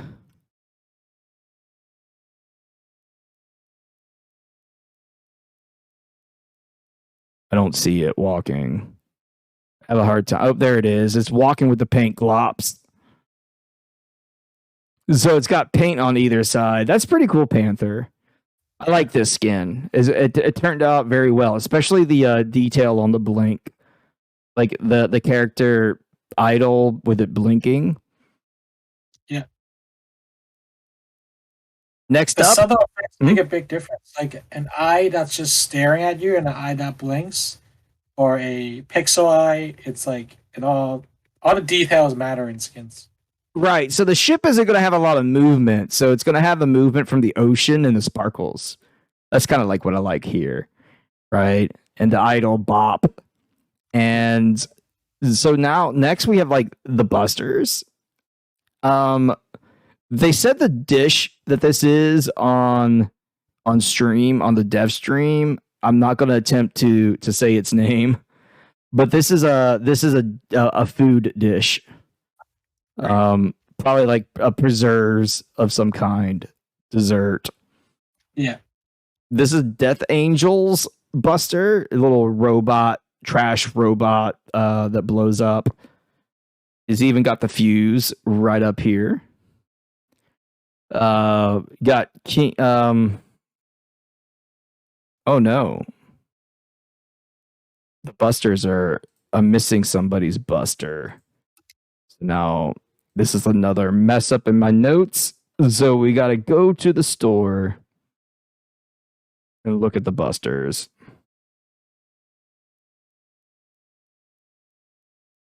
Because I think I'm wrong. V-Man's is the Trash Panda. This is V-Man's Buster. I miss V-Man. I haven't seen him in a while. Yeah, I haven't seen V-Man stream in a good minute. But this is V-Man's little Trash Panda Buster. I really like the detail.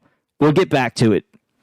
This is King Jerry's. This is Death Angel's little food dish. This is Angel. That's where I got confused. That's why it got wrong, is because I probably saw Angel and put Death Angel in. As anybody knows, searching for Angel brings up like every iteration of Angel in Stream Raiders on the desktop. So this is Angel's Robot Buster, Death Angel's Buster.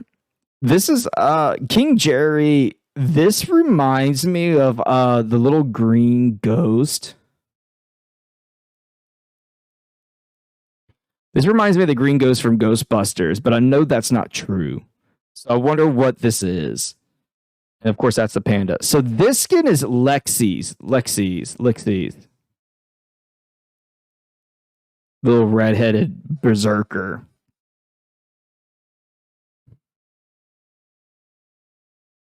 And then this is Daveness's Centurion. This is pretty cool. This one stands out to me, Proto. This one down here. Yeah. Because the shield is like transparent. It's neat. Like I don't know what the shield material is supposed to be, but it's very transparent.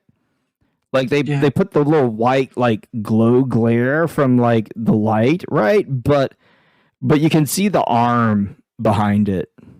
Yeah, I see it. So this one stands out. They all turned out super good. They all turned out super good. I like every single one of these. And I think I like the moving animation of the little trash panda, the raccoon, because it just rolls. Like, look at that. That's hilarious to me. For me, on this page, I really like Panther Girl's Berserker and King Jerry's Buster. It just like those two skins like pop in terms of colors, and like I think Panther Girl used good colors on the paint. Yeah, definitely complement the pink, and also I'm not sure what King Jerry asked for when he submitted the skin, but there seems like there's a radiance that his Buster is like showing.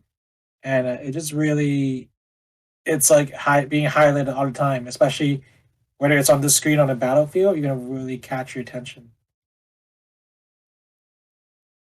The green glow, this green glow, this aura, this is something I've noticed with skins being released. The aura can make it pop. And in this case, right, it's like a little radioactive bug, something. So I really like it. I like all these skins. I think all these skins turned out really well. Yeah. So Proto, whose is this? Whose is this first skin? It's my skin. It is from the Ghostbusters. That's what I kind of take it. This is their version of the Ghostbuster ghost without infringing copyrights. But this is ProtoLeague's a flag bearer. Yeah. And it's funny because I initially started off this skin as a Templar. Legendary unit, but I decided my community wanted another flag bearer.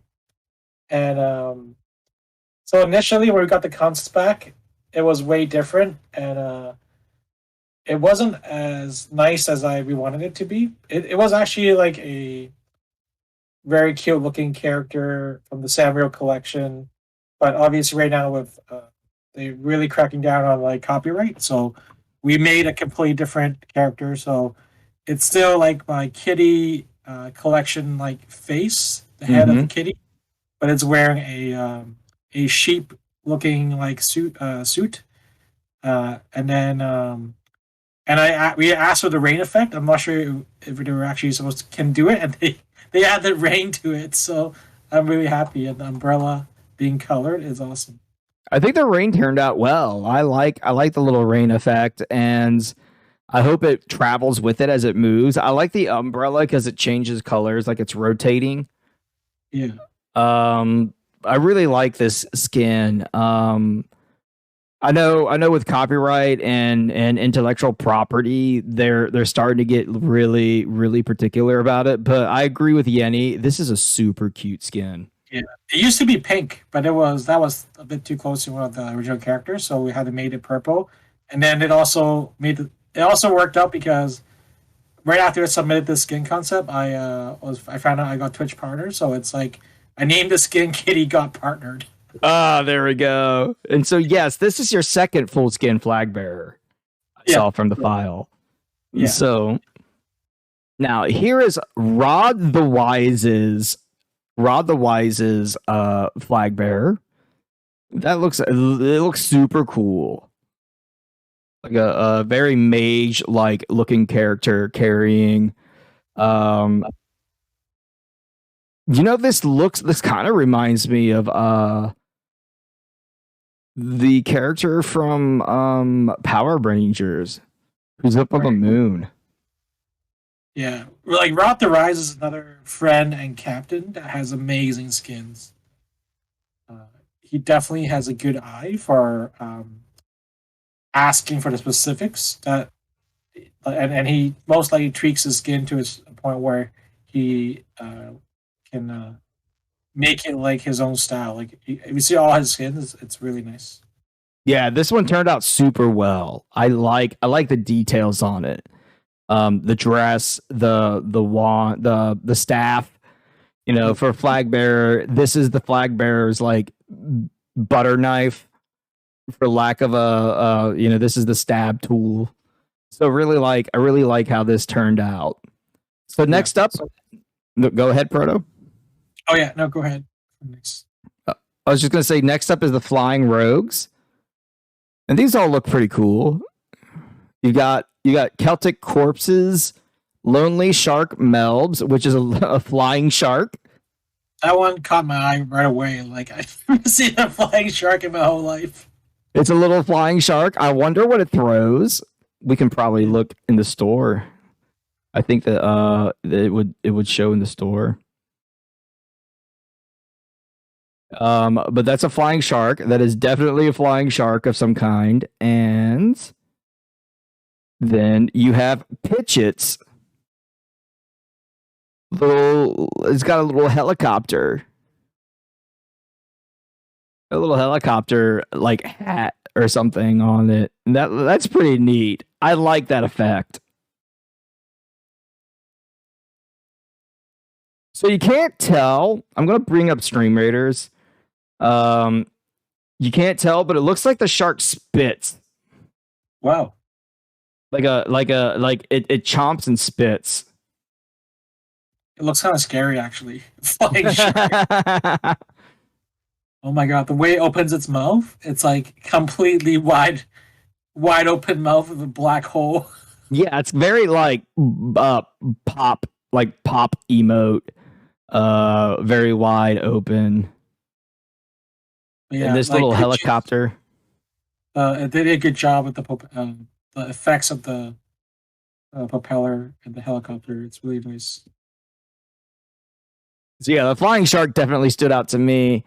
It's a flying rogue. Now you got your healers, and this is Abster 38, Housers, and Runesun. So they mentioned in the dev stream, and this is super accurate. The American Red Cross has a trademark on the Red Cross. Right. You can Google this. You can look it up. They really go hard on protecting their intellectual property for an organization. So that's why, yeah, Yenny, they have an international trademark on their Red Cross. So that's why you see in video games, first aid kits and stuff will be like green instead of red. So that's why you see that, and that's why Housers is green. Like they can't do red. So I think it looks pretty cool.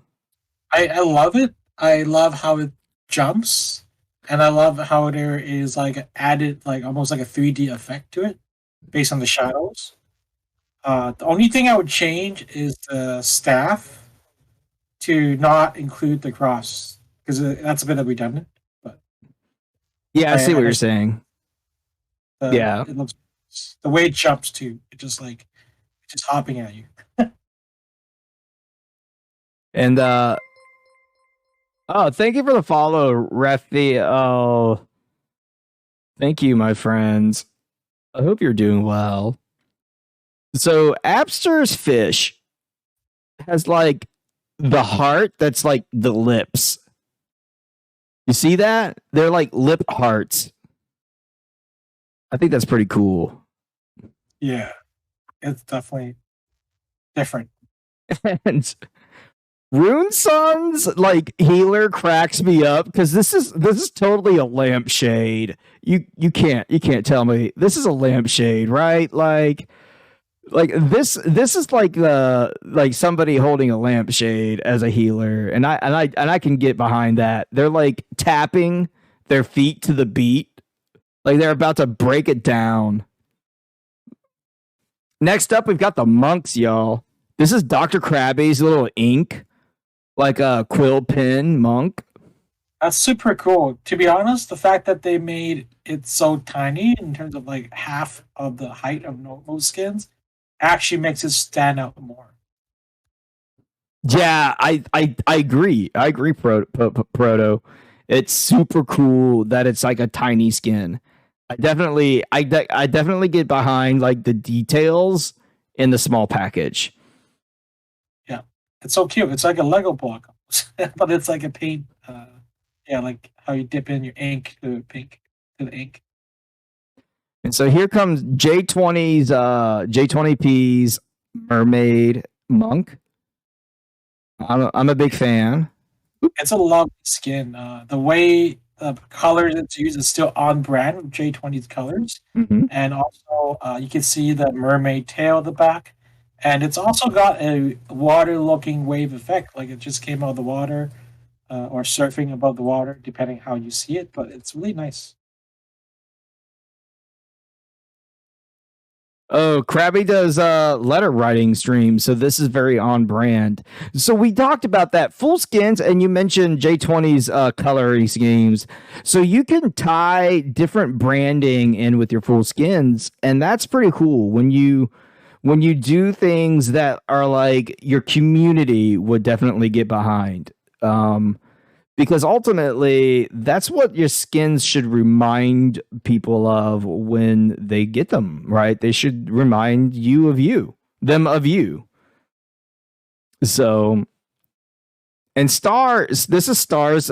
No, this is not stars. This is Miss Fuko's monk, and it's pretty cool. It's got a little like fan right here on the right side, and this little pulsating staff. Alrighty, y'all. We are at the M's for the skins. This is Minimal Gameplay's Musketeer. Minimal Gameplay just had a skinathon this over the weekend, so it's always cool, in my opinion, to have a skin come out right before your skinathon. What do you think, Proto? Yeah, I actually love that skin. If you look at the head area, there the screen actually has like pixels of like red and purple mixed together. I think some really cool animation, and if yeah, it's really nice. Yeah, it's a pressure washer wearing like a full suit. Is this going to be a regular show? It is stylus. And it will be a regular show with rotating captains. Captains don't have to be with the skins. They can hang out at any time in any of the segments. Proto is an excellent captain to talk to skins about because he has really good skins in the game. A lot of them. It's super awesome to pick Proto's brain on the skins and branding. And my intent, everybody, is to go through this stream, go through the VOD, and upload a reduced version on my YouTube and chapter it so that y'all can go back and catch it out. You know, check to see what you might have missed while you were getting some snacks or something. So now, this is a necromancer. This is AVG's necromancer. This is like a death with like a yo-yo, it looks like. Yeah, I actually love the effect and the love. I know Necromancer skins, the weapon requirements requires you to cling on something And that yo-yo, it's really smart, and it also pops. The glow is good. Only thing is that maybe the eyes are just a bit standard in terms of the skull area, but overall, it's a nice skin. I think it turned out well. Necromancer skins, you're right. They have some of the more challenging the requirements, but they are a legendary unit, so I'm okay with it being challenging. Because honestly, my honest opinion, if you're gonna make a full skin as a first time captain with full skins, don't make a legendary. Your community could be a very young community. They're not gonna have all their legendaries unlocked. If you make an arty, for example, now any new player that started this event does not have an artillery because it's not in the battle pass. So you're kind of limited. And Proto, I'm gonna have to hide your camera here soon, but not yet. Orc Slayer. This is Nico Vibes's. This is like it's an elephant eating like ice cream and popcorn. It's super cute. Yeah, Nico is a great friend of mine, and I just like how the nose of the elephant is just it's awesome. Is it scooping up ice cream, or is it just sucking up ice cream? It's like licking it or like taking a bit or something. But this looks like an ice cream cone to me on the right hand side, and this is like a bowl of popcorn or a plate of nachos or something. Right. Yeah, I love it. I love how when people incorporate a very cute unit or just a unit in general, but also holding like food or consumables. So at first, I think it's an elephant, but it also reminded me of like the trunk-like creature from Sesame Street, which is basically a woolly mammoth. I forget his name, but it really reminded me of like those types of like trunk-like animals. It's super cute. I like this skin. Yeah. And then right next to it, so these are Orc Slayers, so they have to have a shield and a weapon. Shield-like and weapon-like in the other hand. And this is Sinister Plans is like this looks like a hockey stick and a big like trash can lid as a shield. I love thinking that this is like a street hockey player that just is like got wrapped up in the battle. Right. I love it too. The Florida Panther team mascot. There we go, Panther gal. She knows her hockey. This is where so this comes from hockey itself. You have the Orc Slayer. You won the Orc Slayer today. Nice. I like it. Little inspiration from professional sports. I can get behind that. So we're gonna hide our cameras to look at the rogues. These are all the new goblins on the field that you guys can see. Everybody trying to steal them chests. Huge Panther fans. There we go. That's funny, Panther gal. It turned out super good. I like the skin. Which of these rogues stand out to you, Proto?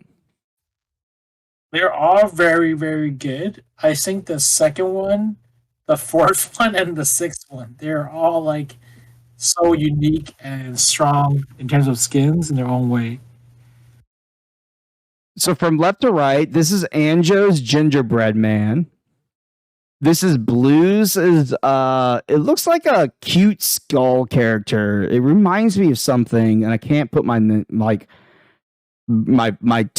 finger on it. But it's a cute skeleton character. This is Bama Bam 2102 or Bam Bam 2102. This is King Jerry Forever's rogue. I like the fire aura around it. It's very nice. Very sinister, very destructive. This is Nurax. and this is Tow Truck TVs. So Tow Truck TVs kind of reminds me of like a Catwoman like character with like a whip and just like a rainbow aura behind it. So that's super cool. But I think I like the eyes in this one, Proto. I can't lie. Yeah, the eyes and the overall effects for that skin is just next level. The eyes get me here. They look like they're gonna murder you with intent, and I enjoy that with this big rolling pin.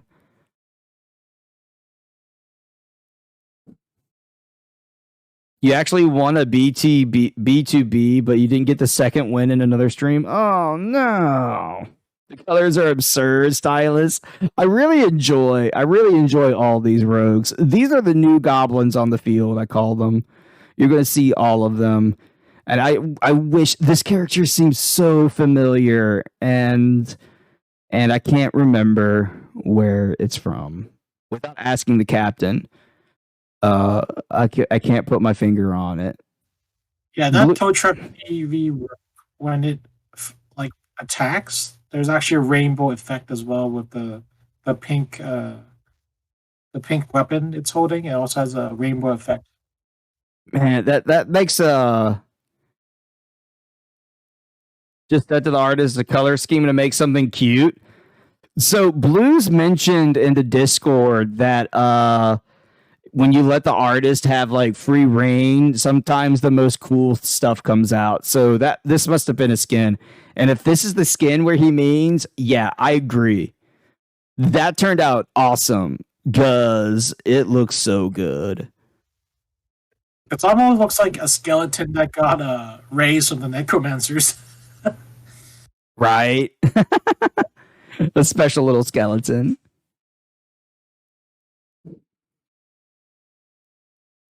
Alrighty.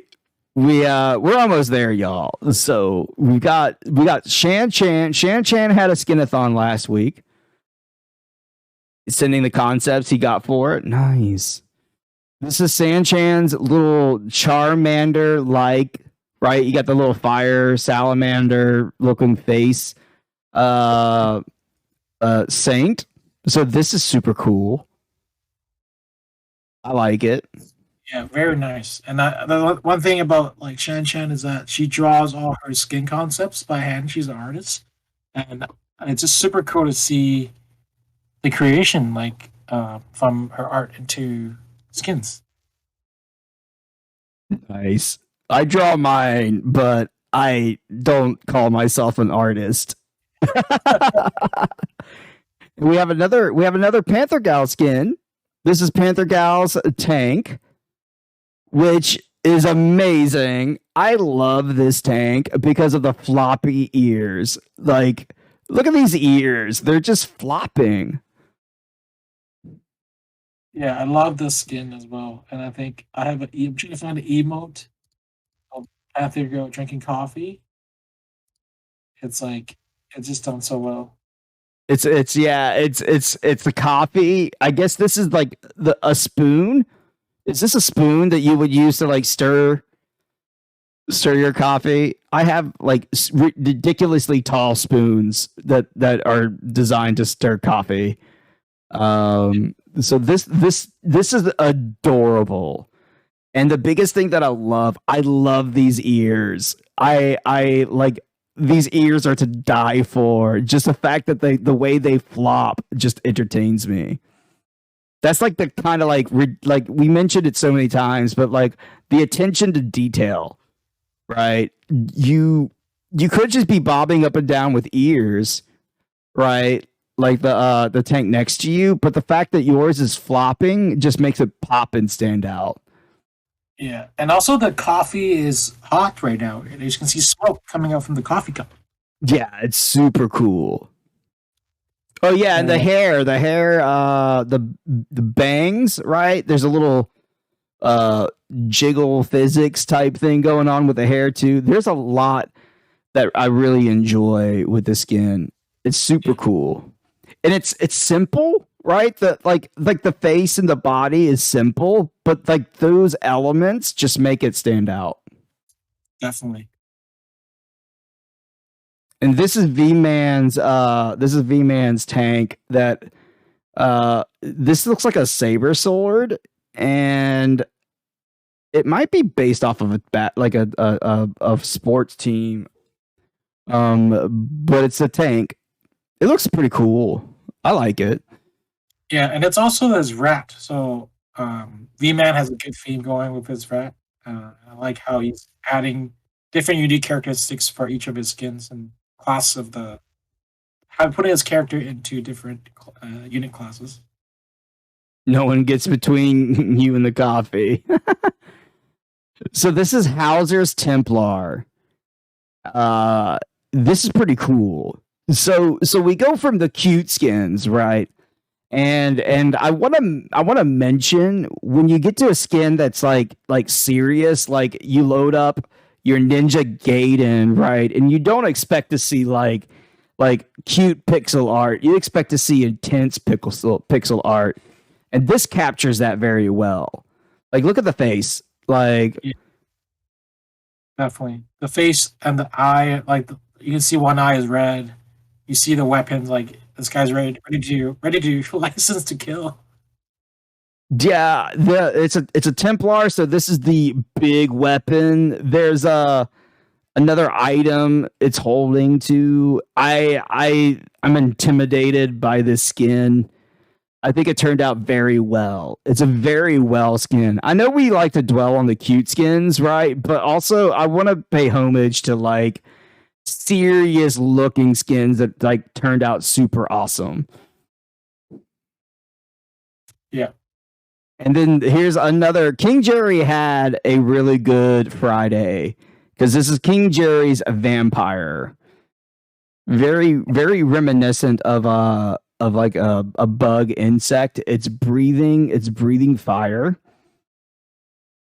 So yeah, we got like a big fire theme going. yeah. I love the extended wings at the back, and so the fact that it's breathing fire, it's super cool. Ooh, my war beasts are messed up. But this is these are two war beasts. I'm gonna have to go to the store because um I have some messed up lists. I'm gonna note to self proofread better.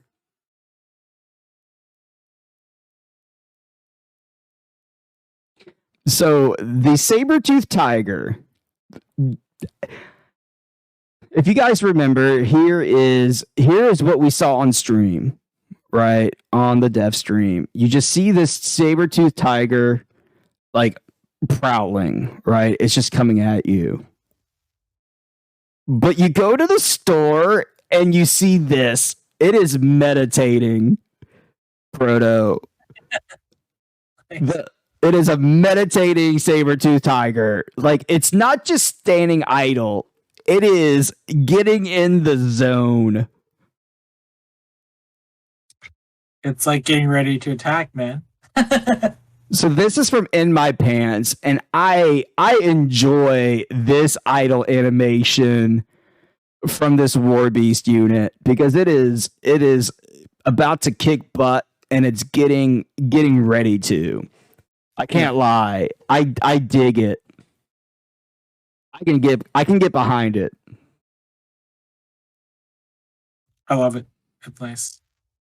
And then you go from this like serious killer war beast from In My Pants, and here's Bear Boo's like adorable sparkly dog next to it. Same unit that will destroy everything on the field. Yeah, I love the contrast. Yeah, this is like the big old puppy eyes and the sparkles. Yeah. It turned out they both turned out very well, but I just want to like I just liked how the pure contrast between the idol and like the walking. Right. So Hauser had another good turnout, and this one, do you know what this reminds you of?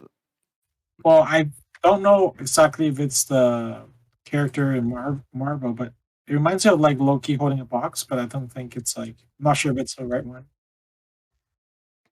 I could see the Marvel character. To me, I almost thought it was Minecraft because this is exactly like you're holding a block, the sword, and the Minecraft armor. If it's not Minecraft, I feel bad. But this skin totally screams like Minecraft to me for some strange reason, and I think it's just because of the blockiness of the shield, right? Right. But I can see what you mean by like the Marvel low key character. Yeah. So this is Hauser's skin. The Star has some of the coolest full skins in the game. Yeah. And Star is also on brand because that's her VTube model. Yeah. She definitely that's her brand for the full skin. So full into the VTube character in various costumes with various weapons, and I love it. So definitely I really enjoy Star skins. I like seeing them released because and it's great with her and Zipwee next to each other. They're both very, very easy to spot, right? Yeah.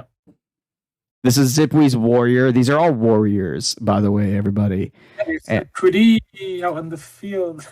Another putty on the field.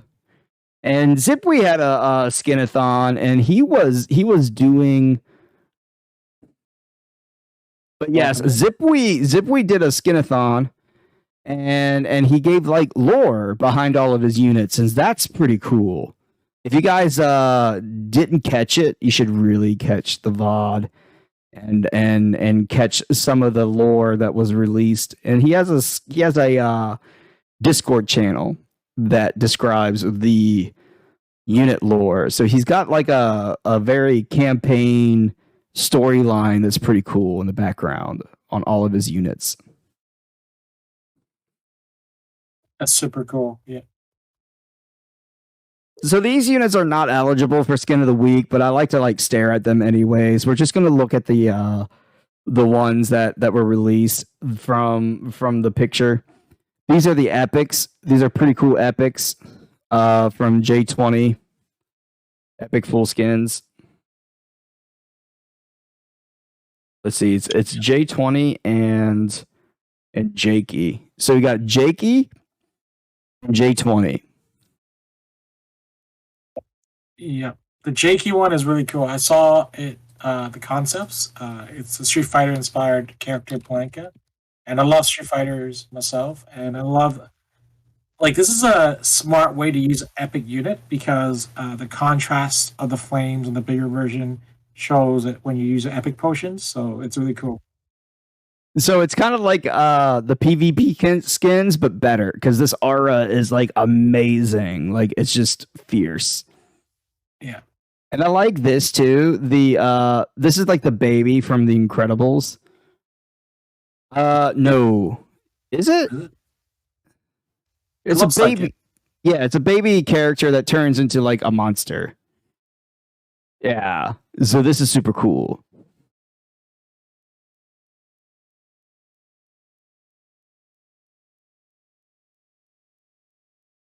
Let's see. I guess it's under golds. Yeah. This is Death Angel's gold epic skin. So I love the normal version, but you see when the epic skin gets too much gold, it blends in and you can't see the details anymore. Yeah. I can't lie. I don't like the concept of an epic gold. I guess it goes back to the conversation of the variants. I wouldn't like that as like the mystery prize. Because that's one of those mystery prizes, right? From the Skinathon. Yep, it is, yeah. Rogue Marino, welcome in, my friend.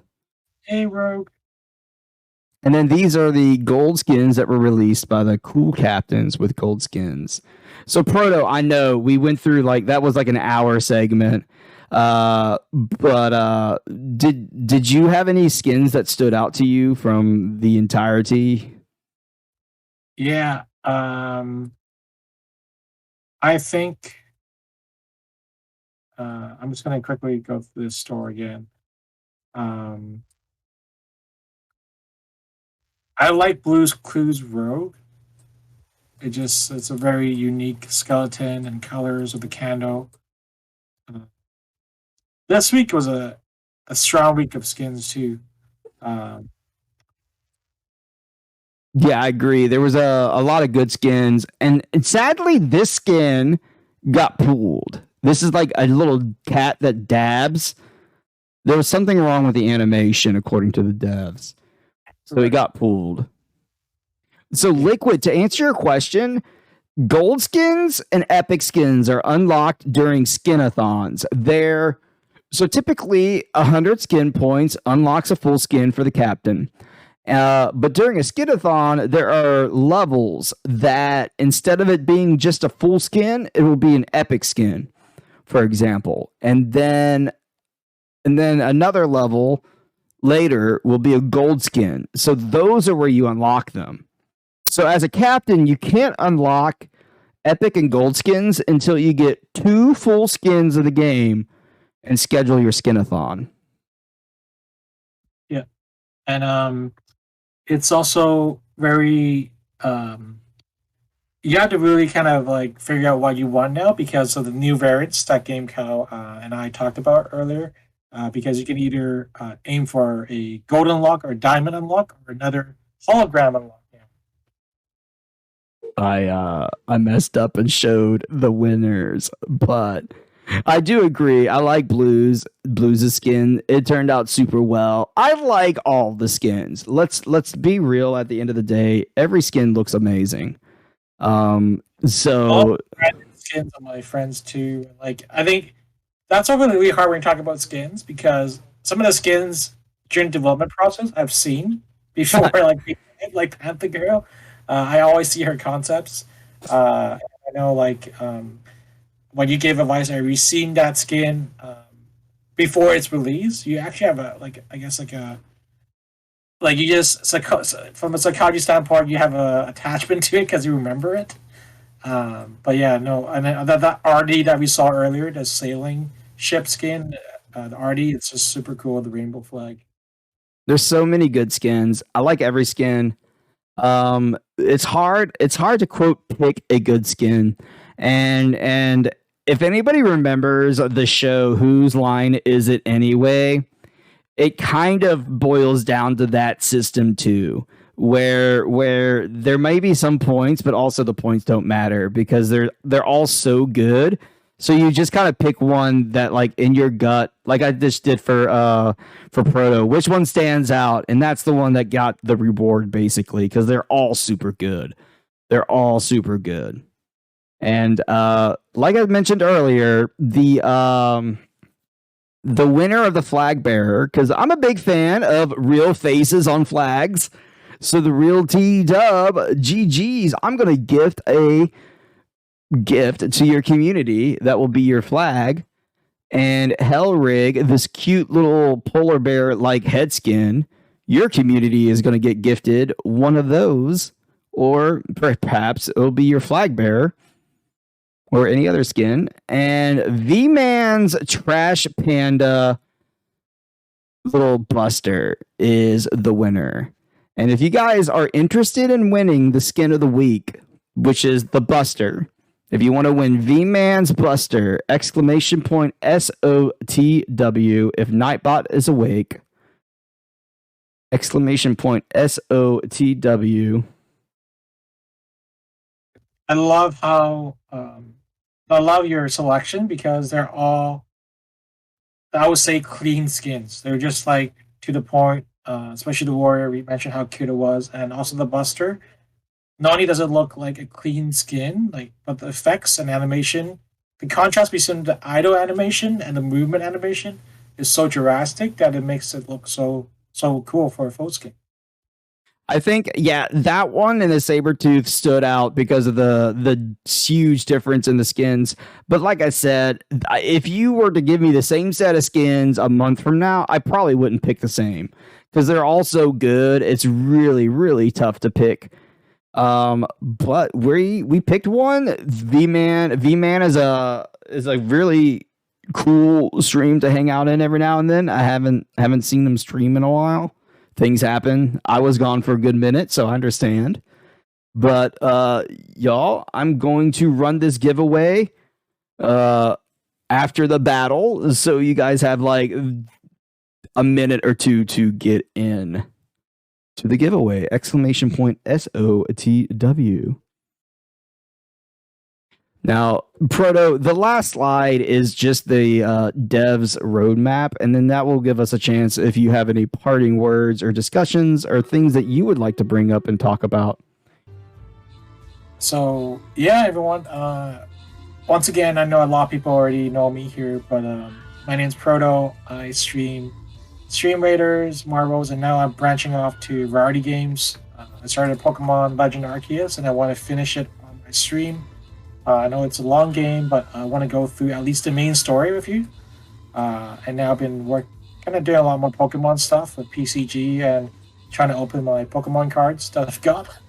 Um, but yeah, one thing I just want to touch on is my new stream team that I created recently, and GameCow is a member, which he announced earlier.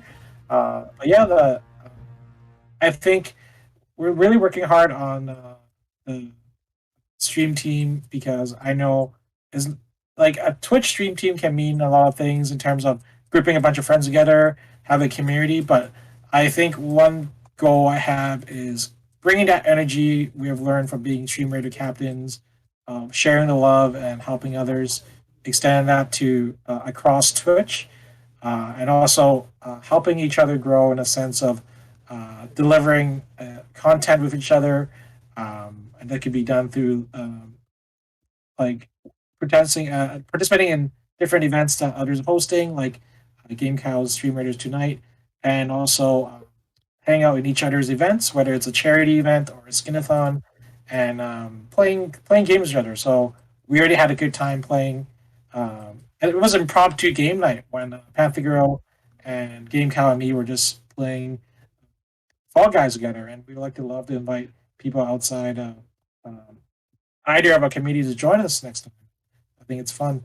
Uh, but yeah, I'm really excited. Yeah, just thanks for having me, my friend. It is Team Help All People.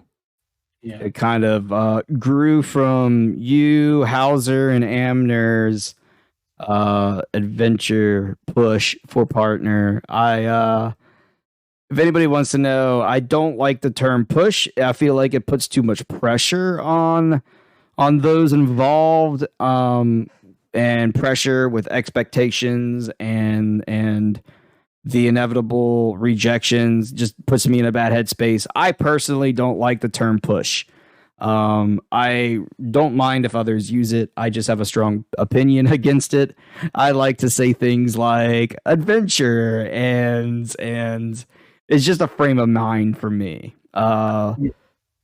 So, but yes, this grew out of y'all's push, and now you became a team. You took it, you ran with it, and you want to help better everyone, and I can get behind that. Yeah. No, it's cool, and I think just seeing people come out together to help others is just really cool. Like Tamarin is a newer streamer captain, and this is someone that we recognize that by actively participating, engaging in other communities, that's what we're trying to find in like members. That I think right now I haven't opened the application process yet, because I need to define a bit more of the core values and also the mission for the team before inviting people outside of my close circle of friends. Right now, the team members, like Game Cow is really a great long friend of mine, and Panther Girl, who's also here. But everyone that is invited, I've definitely met for over a year, and yeah, like eventually want to open up for more people. I just want to make sure I get the foundations and get some of the core messages right in terms of setting a team up for success, and then I look forward to seeing my applications with team and continue growing it. And yeah, I can't wait to see you all on TwitchCon too, for those that are going, GameCow. So we'll definitely do a hap meetup of some sort and enjoy some food and beverages, and I think it'd be fun. We might do an IRL hap meetup stream. That would be entertaining. Yeah, awesome. You would just see. I would be asking questions on like, we would see if what like order milk for Game Cow to read what houses and just give it peanut. Just don't even order anything for Am or just bring him some peanut butter. Peanut butter and Tabasco shots. All right, y'all. I'm gonna roll this giveaway. The proud winner will be getting a V-Man. Tamarin getting a V-Man Buster here when I get a little bit of downtime. Tamarin, congratulations, my friends. You got the Buster. Now, Proto, I'm going to jump. This is Help All People. And I can get behind your team, right? Because I am shifting my content. Our Twitch content is going to be community games. Just interactive chat games. We'll be playing for a couple hours. If Stream Raiders continues doing maps that have bosses in the middle, then our streams will be a little bit shorter. But they're going to be heavily interactive with the community games. And the non-Twitch content will be centered on teaching others the skills that I've learned and lessons learned from streaming. And that's kind of what I'm looking forward to. These will be YouTube videos, TikToks, etc. Branching out, trying to spread the word about how to become a better broadcaster.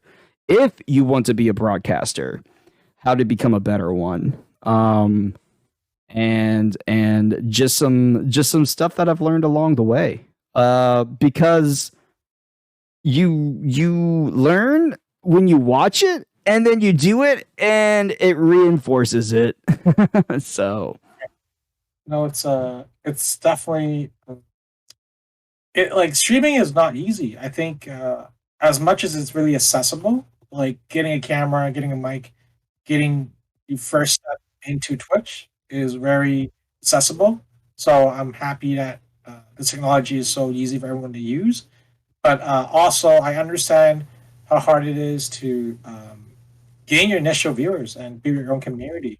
I definitely struggled at it as a newer streamer at the start, and luckily I found a game like Stream Raiders. It was a great platform for me to stream, and the game is definitely taking me to through a lot of different stages of growth. But overall, as I do have I do understand like being able to share that knowledge is so powerful and it's so helpful because it's something that it's really hard to just you can't read about it, you can't just watch about it. You just I think what you having some content to explain at least what you did, like what you did to grow, it's really good.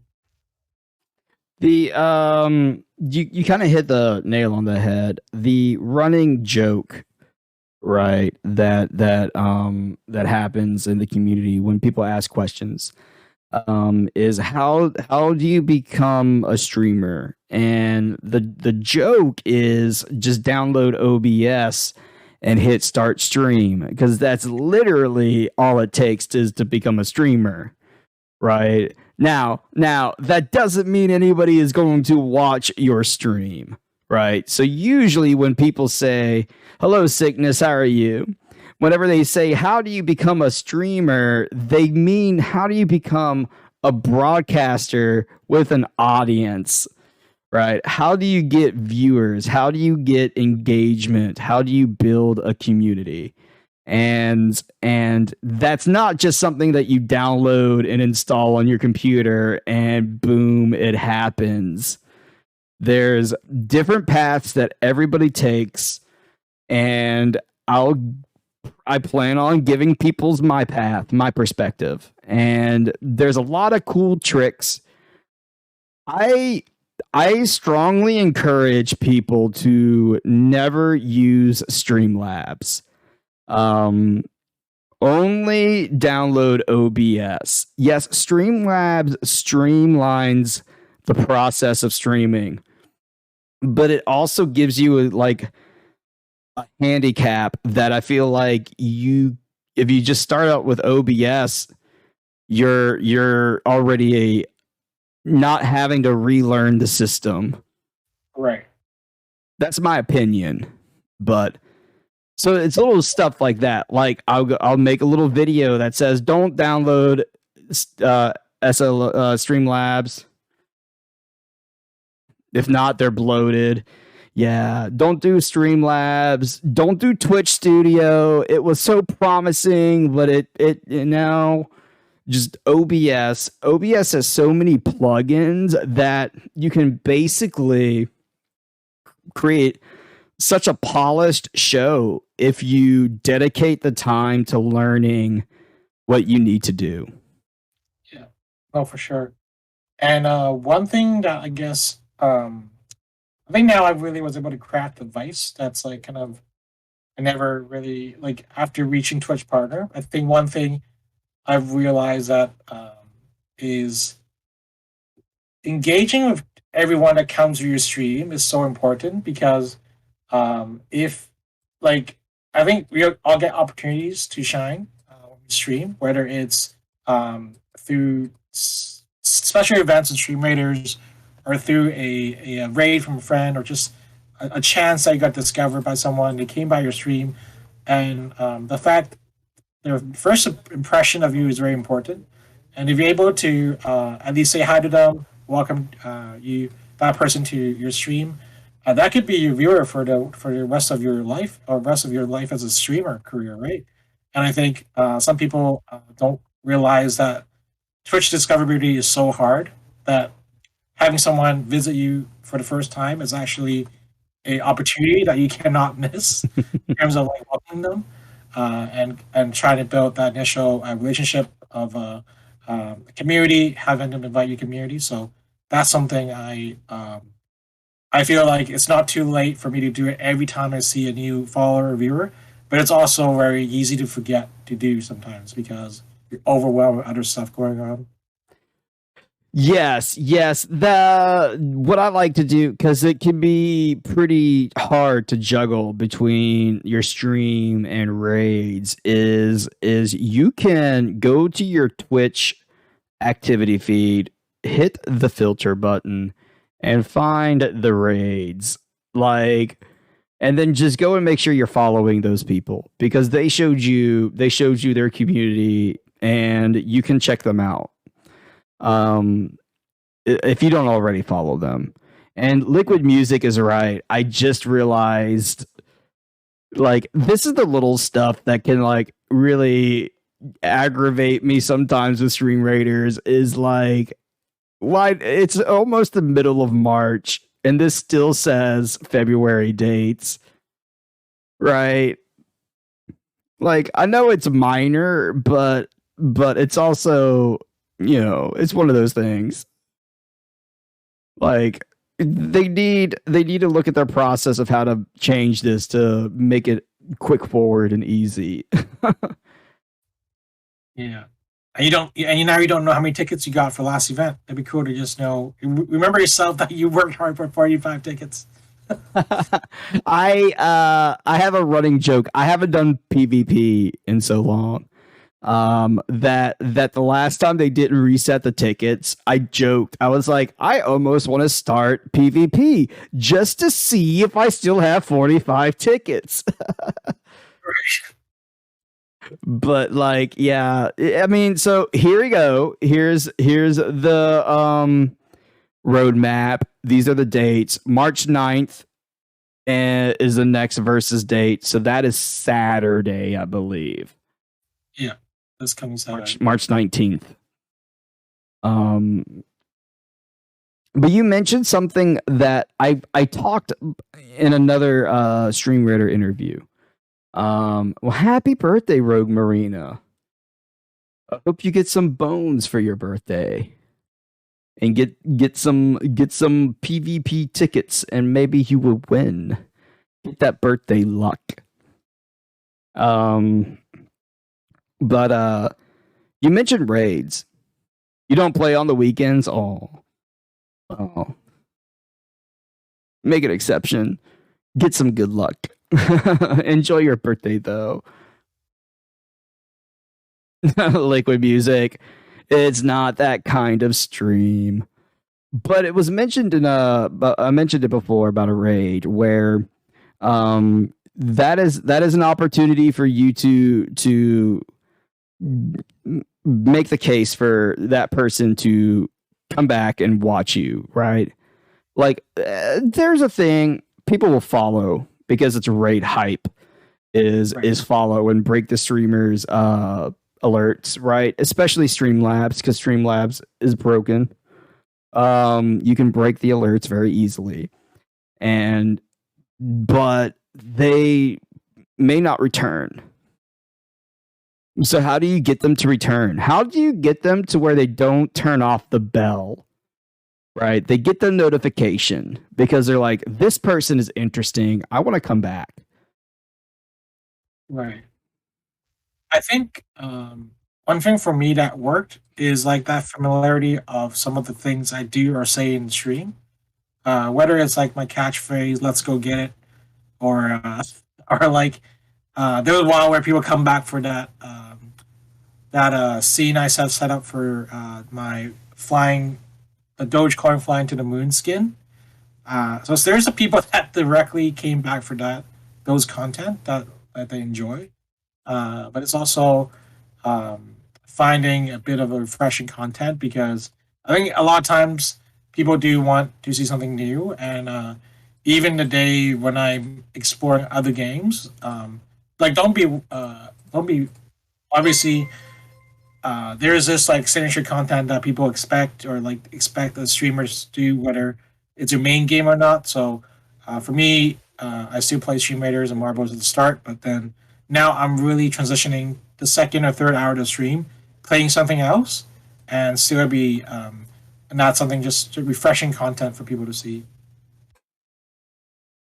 That's very fair. I think that's the other thing. When somebody seriously asks me for advice, because sometimes I've been banned from Reddit, by the way, the subreddit for Twitch, because sometimes my advice is more troll like. And thank you for the gifted sub stricken to Yenny. Hello, Tedio. How are you, my friends? ProtoLeague. Oh, ProtoLeague, thank you for continuing the tier 1 sub, my friends. Yeah, I got banned from the Reddit subreddit, the Twitch subreddit, for because somebody was asking how to get viewers, and I told them to not view on Twitch, to not stream on Twitch.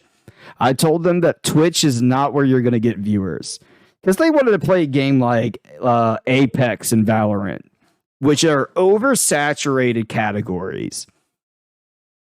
Like straight up, there's so many Valorant streamers that are streaming to 0 people, and Apex streamers that are streaming to 0 people.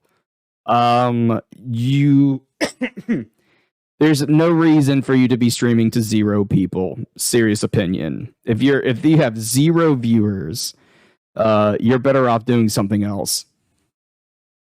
So I told them to stream on Facebook and pay for ads, and I got banned. But that is my serious advice.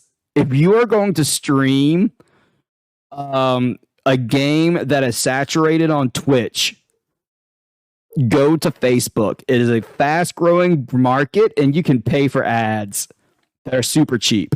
And then you get the viewers, either by scrolling, because everybody's doom scrolling Facebook, and not like it's misinformation. I think it's because I told them don't stream on Twitch, but And then you can pay for cheap ads, and sometimes I actually watch the streams I get in my like Facebook ads. So Twitch doesn't have that. I can't just pay for Twitch to like put an ad for my stream on Twitch, right? It's not designed like that. But Facebook is. So you're going to get more discoverability on those platforms, and definitely not Twitch. Definitely not for a game like Apex. It's and to be honest, StreamRaider is a great platform to begin streaming as well, because it's not, even though there's a lot of captains, there's still room for new captains. Like, there's still room for a lot of people that play this game, meet new fellow captains, and it's got a very supportive community overall. So yeah, it's a great game. I agree. There's some people in the community who would say we might be oversaturated, and part of that is because of the skin backlog. I feel like that's just a challenge for the devs to overcome. Right? They did that Black Friday event, and that like the term is push the demand forward, right? Everybody bought all these skins, and now they have all these full skins to release. So all they did was, like, by making it cheaper, they brought all this demand forward. So they just need to get rid of the backlog, and I think they'll be back on a steady state. Yeah. But there's a lot of growth and opportunity still within the community, and I feel like when people ask those questions in Discord about how to get viewers, what team color are we going to combat the 24/7 streamers that will dominate this event? It's Sportia. We'll see, Roman. We're gonna have to see what the real mechanic is for those scores, but it'll be too late, right? We'll be on those teams by then. Just go 24/7. How to get viewers? How to get viewers is just for doing, yeah, Roman. There's also that. How to get you legitimate viewers is you need to create a product that gets people to stay. That's very generic, and it's generic for a reason. Proto, you did marbles, you did Pokemon, you're doing all these, like, you did all these community interactive type games, right? If you look at other streamers who get partner, they're doing like Phasmophobia, they're doing spooky games, Dead by Daylight, they're doing games that are like intense and brings the audience and gets them like watching. Right. Drunk streams profit, Roman. Make real life friends, then bribe them, Stricken. That's how you get Twitch affiliate, right? There's a maybe I got banned for this, but I feel like I got banned for either recommending Facebook or because on another post somebody asked how to become Twitch affiliate, and I told them turn your stream on 3 iPads and call it a day. But because Twitch affiliate is a super low bar with 3 average viewers, that you can basically get your friends together, watch a stream, and get it. But I got banned for one of those too, so I don't know yet. But you're affiliate, you don't even stream, Stricken. But because those are playing games with metrics. But how do you have a good product? People come by and want to watch you. That's it. People want to come by and watch you, be in your stream, play games with you, do whatever it is that you're doing. They want to be there. That's such a weird generic advice, but that's what brings people back, right? Yell like Toko? Maybe. I mean, people like to be yelled at. right? People like to look at skins. They like to like to see the battles. They like to play games. Daddy, please. Yeah, I think Silas made a good point, and I think we talked about it offline as well. It's about the content, how we can make better content, right? So recently, I worked with Lobo Show Me Streamer Bot, and just adding the effects that people can redeem channel points to do something on your stream, something as minuscule as that can leave a like make a viewer want to come back. Something that small. Yeah, it's interesting. Now, every change is a risk, right? But I believe that every change you don't do is a missed opportunity. Like Stricken mentioned, streamer that is a creator, right? What's great about Stream Raiders? It's 30-minute battles. 30 minutes is a good time to take a little break from your creative project and interact with the community for a little bit on a slightly different topic, and then get back into things. I think Stream Raiders fits right nice with the maker community. Yeah. But yeah, Stylus said it basically. People who are concerned with the numbers either they don't know what they're asking, or they don't know how to ask. And it's basically how do you get people to enjoy your stream? My number one thing I like to tell people when they're like, I have no viewers, what am I doing wrong? I ask them to watch their VOD. And if they can't stand watching their VOD, why would anybody else? Right.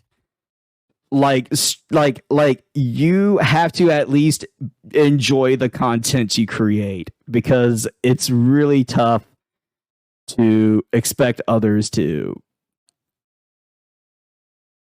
He constantly compares himself to you. That's not fair, Rogue.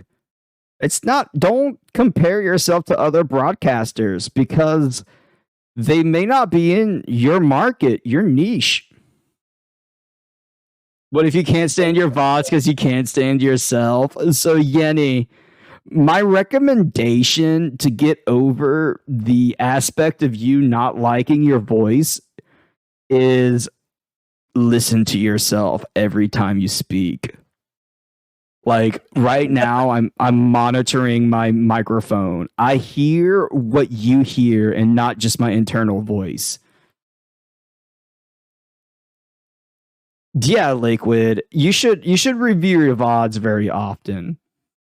Download that, put it on 4x speed, and pick some random spots. People go for different reasons. Yeah, in fact, that's better.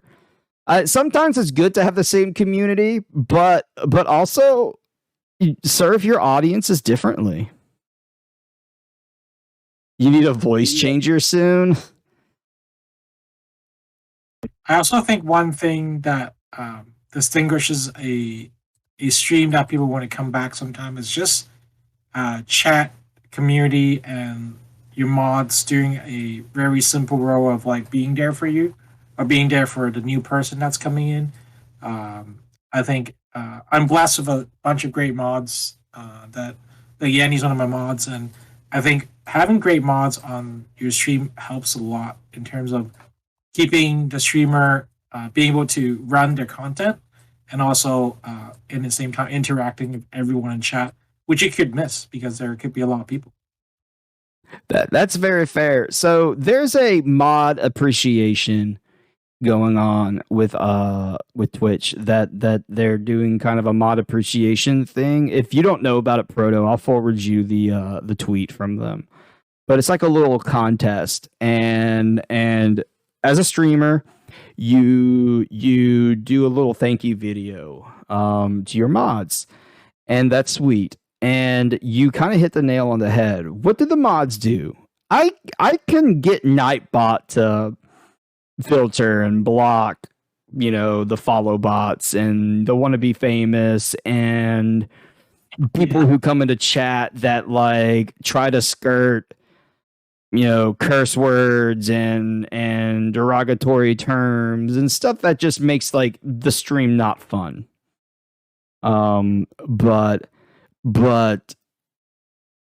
you can't program a bot to like have the conversation right now that Rogue and Stylus and Yenny are all doing and Tedio, right? Like, I'm not ignoring y'all. I'm watching the chat come out, right? The y'all's discussions about your voices, because I feel like getting everybody's turn to speak in chat is also important than the streamer chiming in every time.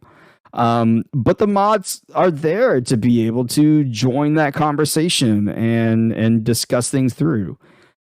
You don't, as a streamer, you don't have to like butt into every sentence that's in the conversation.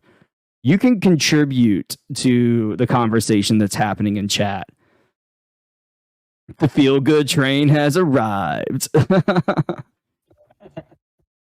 But you're still interacting with chat. I'm really enjoying what's happening in chat right now. But basically, look, nobody likes their voice. I don't know too many people who like listening to their voice nonstop, but you really need to work with that barrier and accept that it's part of the package. You have to listen to your voice to be able to judge how your sound sounds. The train is very loud. Mood train. So, Proto, while the battle is happening, with 404 allies, y'all, 127 friends on the field. Proto, if you could go back in time and tell young Proto streamer what not to do, what would it be? I think that's a good question. I think it's it's kind of like a tough question because I'm lucky that I haven't that my stream career has been quite positive in terms of like the trajectory of the goals I've been setting and the goals I've been hitting.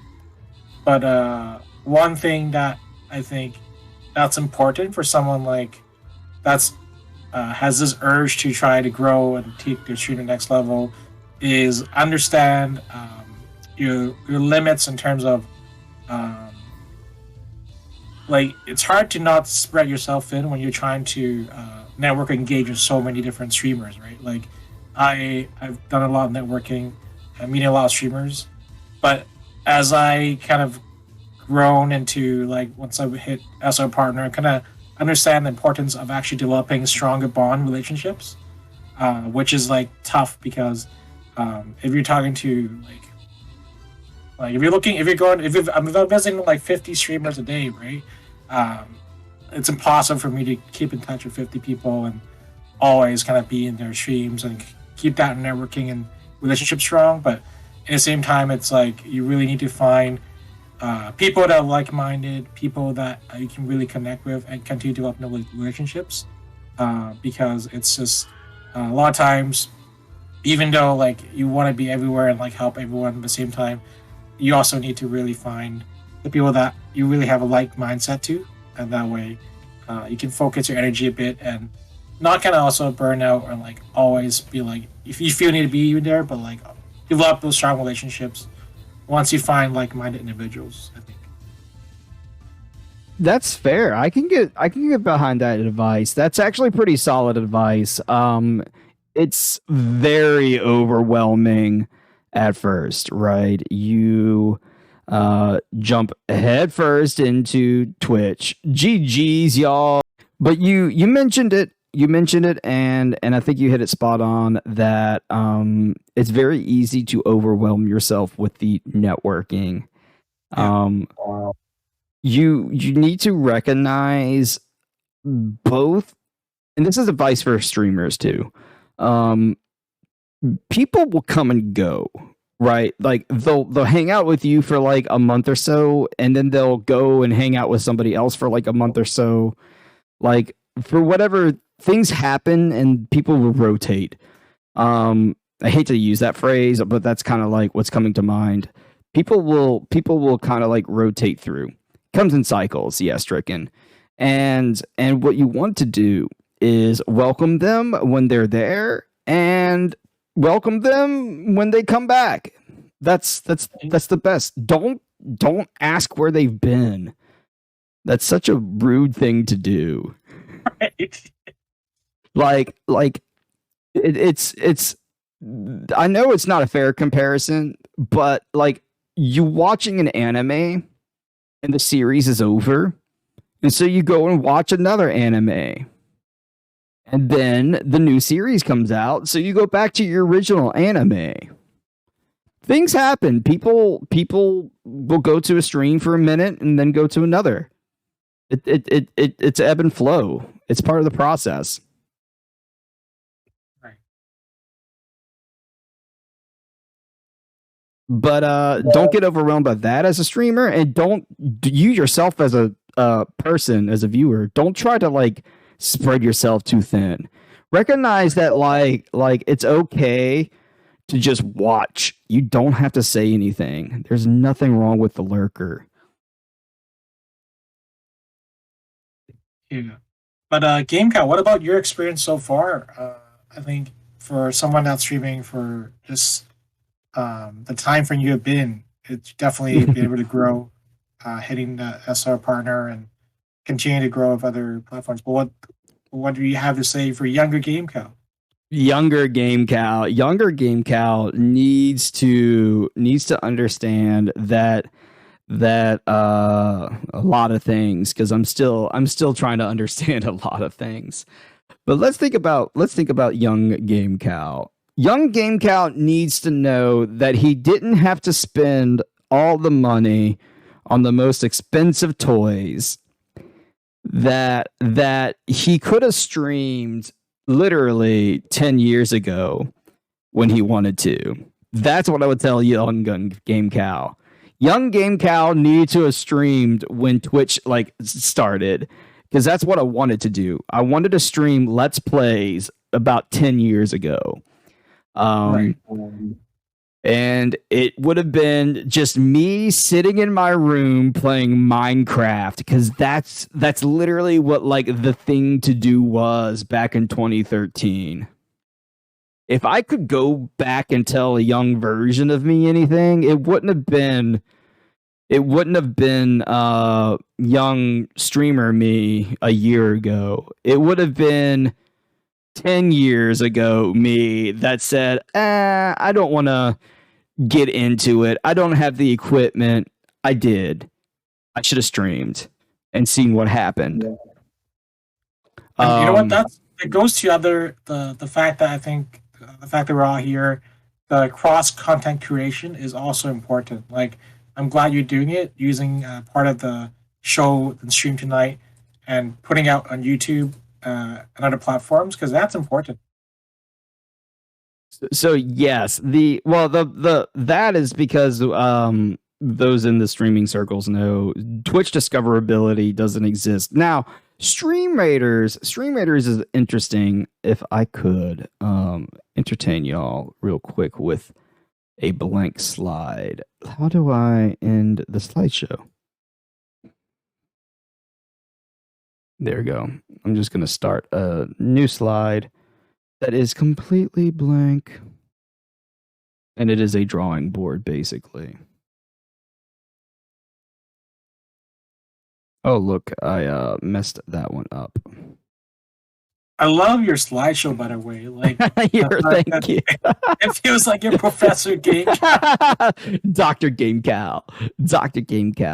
But the idea of a content creator is, how do you get people are here, these are all the people, How do you get people that are all minding their own business to be all of a sudden like, oh, hey, I'm going to try to change my colors.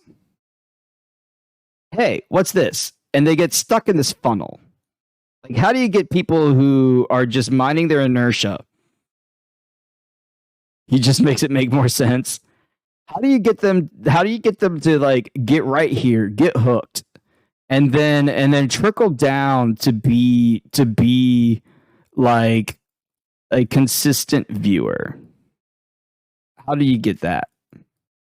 How do you get somebody who always comes back and is basically a primary consumer of your content? And what I did was I used Stream Raiders. Yeah. Stream Raiders has significantly more discoverability than Twitch. Twitch is all by itself, all doing its own thing. Stream Raiders, though, is a very niche content, right?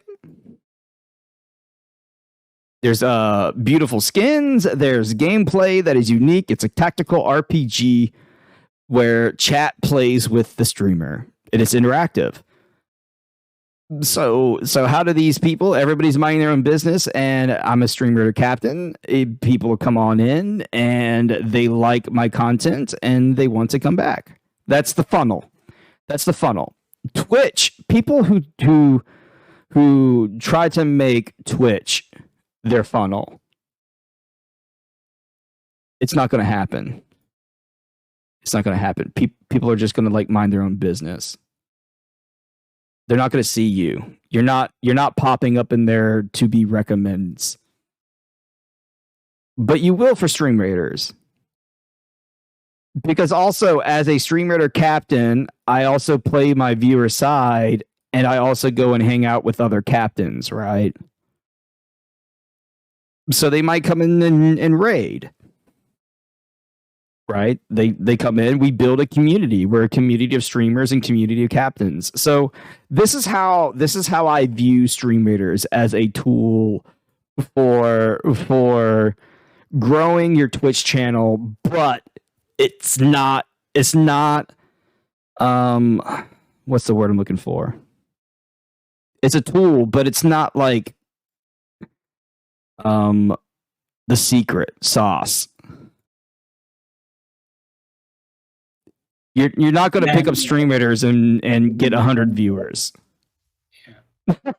like yeah, funnel marketing stylist knows exactly what this is.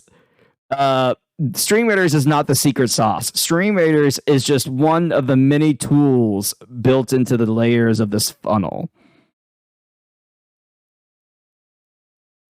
And a big part of complementing that tool and driving success is you. Like, you have to be unique, and you have to do the initial work, and you have to hit the start streaming button and keep viewers engaged.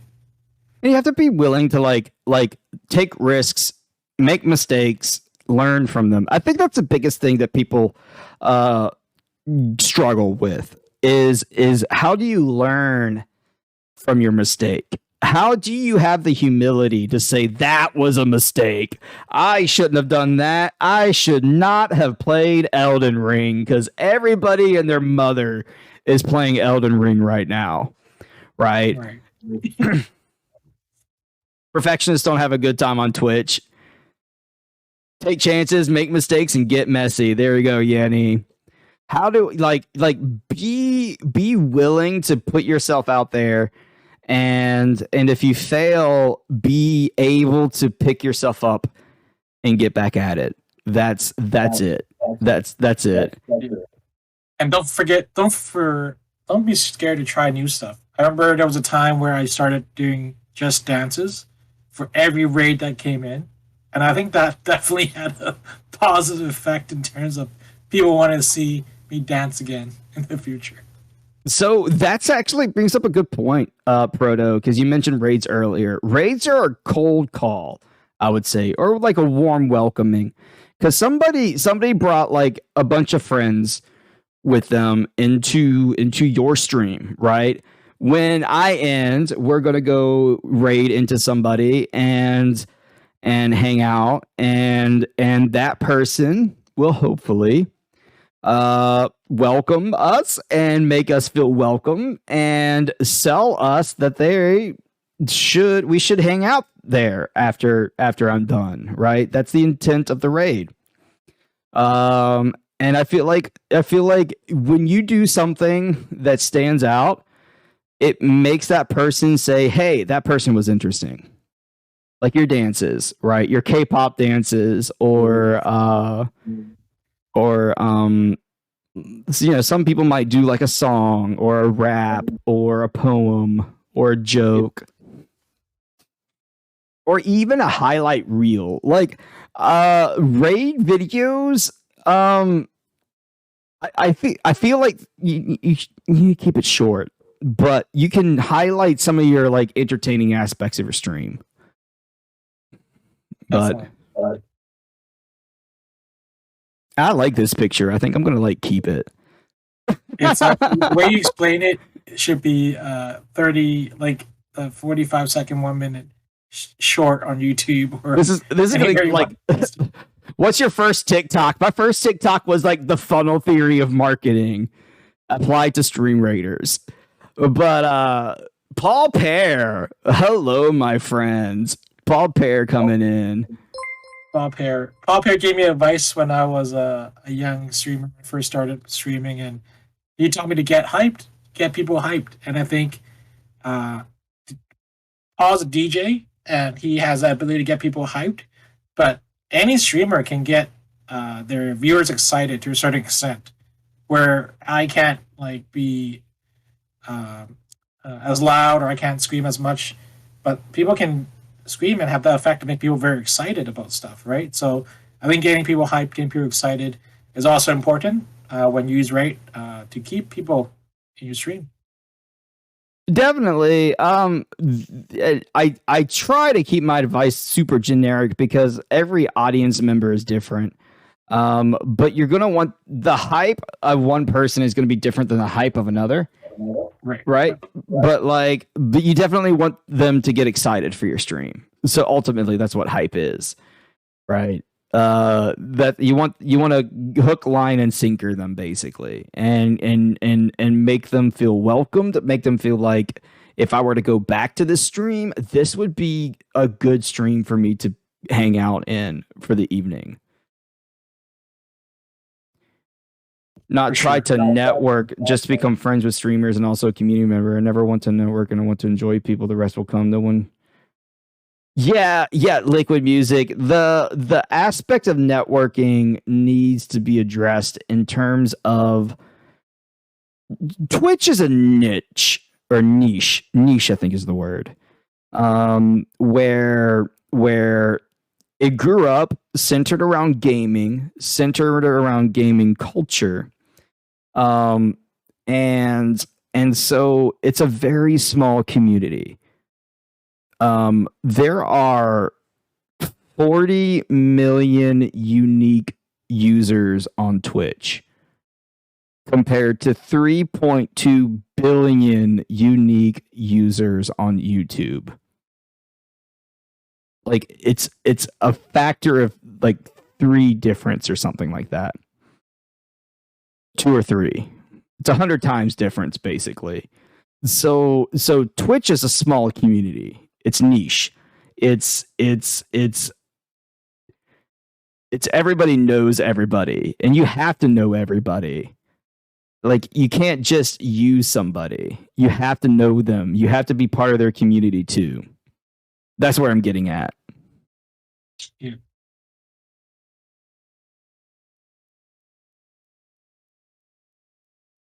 And it's an interesting journey. Like one thing that could work for you might not work for something else, and everyone has their own strengths. I think everyone has a unique characteristics that could attract a certain type of viewer that someone else might not. So, oh yeah, And it all depends, and it's niches within niches too, right? Like I saw my greatest growth in stream raters between the hours of midnight and 7 a.m. Those are death hours for me, but it's because that's when there's fewer captains online, right? So you have to understand the niche within the niche. There's an audience for every type of streamer. That's very true, Paul Pear. Yeah. There's another streamer I know who streams in the Magic the Gathering card game category.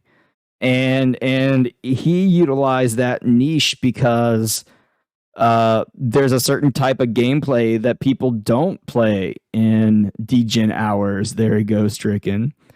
There's a certain type of gameplay that nobody plays usually, and people want to watch it. So sometimes you just have to understand the content that people maybe want to see, and they don't even know they want to see. Those get back to the risks of that you're needing to take as a broadcaster. Right. So, Proto, where do you see yourself in a year? So, yeah, it's a great question. I think the next step I really want is work on cross content creation and complete games with a community on stream. So we started Pokemon Legends Arceus. I want to finish that game. I do have some charity goals that I've listed out. Last year, I was really lucky through skinathons and through different charity streams. I was able to raise some money for Extra Life, so I'll continue doing that. Trying to get a couple of events set up because I didn't notice, but there is a ability to email Twitch and tell them when you're doing the charity event, and they could prioritize you on the front page for charity purposes. And I know the big nonprofit organizations, they would do them for streamers, but I didn't know streamers can do it themselves. Like you can arrange an event and let Twitch know. Yeah, it's part of the process of getting on the front page. There's other steps too you can utilize, but yep. So just charity stuff. Continue working on my stream team.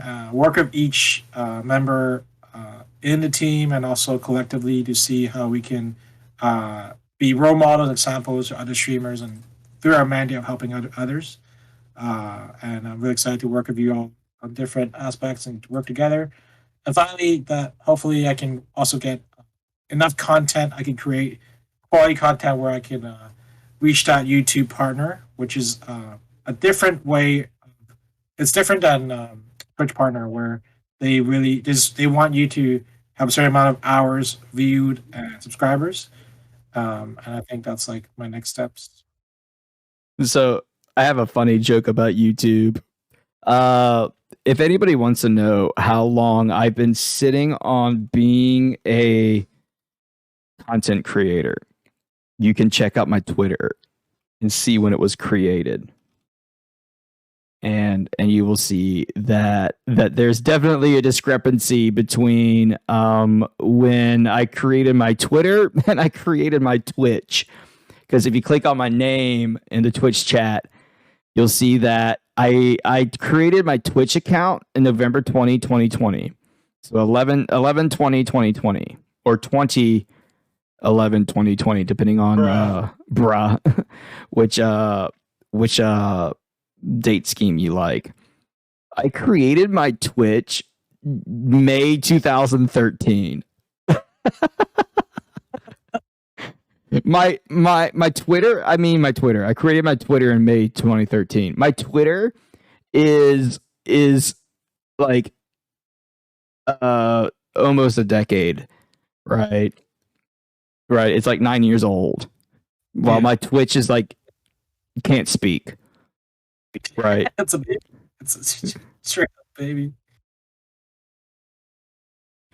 But yeah. But no, GameCow, I'm really excited about your weekly series. I think you have a great thing going. I saw your tweet and announcing all the details. You have a schedule going on now, so expect every Monday the weekly Stream Raiders Tonight show, and then moving on, we can also see your community nights. Can you tell us about your community nights? So the community nights are going to be, I'm going to find that slide, but because it's basically, we're going to be playing different community games. It's going to vary. I'll iron out the schedule this week. Because there's a couple like games that Twitch chat will vote for, things that happen in the game, for example. Basically it's there's like a couple games that are like roguelite games that you can impact the gameplay as an audience. But so we're going to be playing different games like that. RimWorld is super popular right now. I feel like it's a fun, challenging game. We'll play some marbles and racers and obviously raiders in the background. And Kukuro is a very fun little game for chat to break up and enjoy ourselves as a community, to kind of just like, you know, kick back on a Saturday or Sunday and just have some fun. Yeah. The where I was going with the Twitter is my YouTube account is just as old. It was created just at the same time, and back then you didn't have requirements. You could monetize your YouTube content right out the gate. And so I was grandfathered in until I uploaded my first video like 10 years later. And they took away my monetization. So I was no longer a YouTube partner. I was like, no, I was a YouTube partner until my first video. because of the grandfathered rules. So I'm excited to see you grow your content on YouTube. I've seen your TikToks, Proto. How do you think they're doing with the Stream Raider content? I think it's good to some extent. Like, the fact that I've been playing Stream Raiders for a year and a half, it's really like, in terms of like seeing new stuff and new campaigns, exciting. And only, I guess, during PvP and close calls where I can actually like feel super excited about something. So I think that's why, like, it's hard, like a clip of me playing Pokemon and seeing something completely brand new is easier to generate a bit more of a reaction content than opposed to Stream Raiders at this point, because I'm so used to playing Stream Raiders right now, right? Like, they're unless I'm able to really focus and talk about some of the ways, this is my skin concepts, this is what I'm choosing, this is what I'm not taking. That could be a different angle that I could work on, but just straight up Stream Raider clips has been kind of hard for me to generate like content that I feel have a far reach. So it's a, I guess, uphill battle, and still working out some details on that. Yeah, it's I can agree. I feel like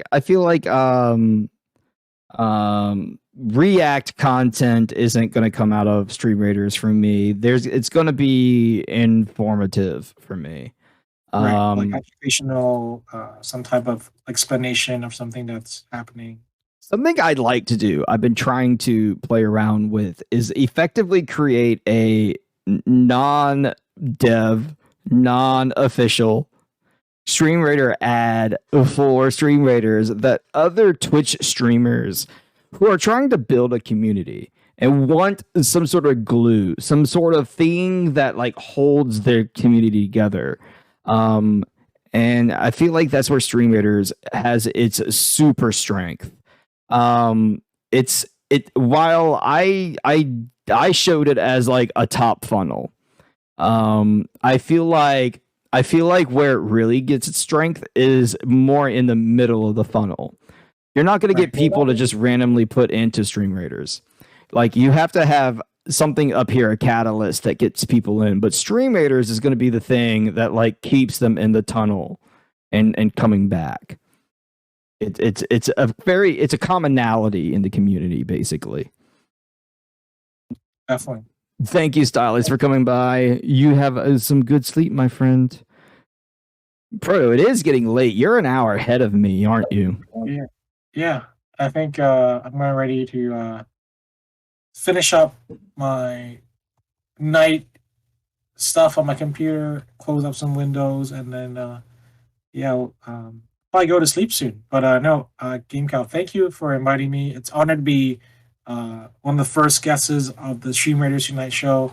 I had fun looking at skins, talking about the dev stream, and talking about streamer advice. I think you've been always supportive to me, and I always respected you a lot as a friend, as a content creator. So I look forward to continue working with you and seeing more of your weekly shows.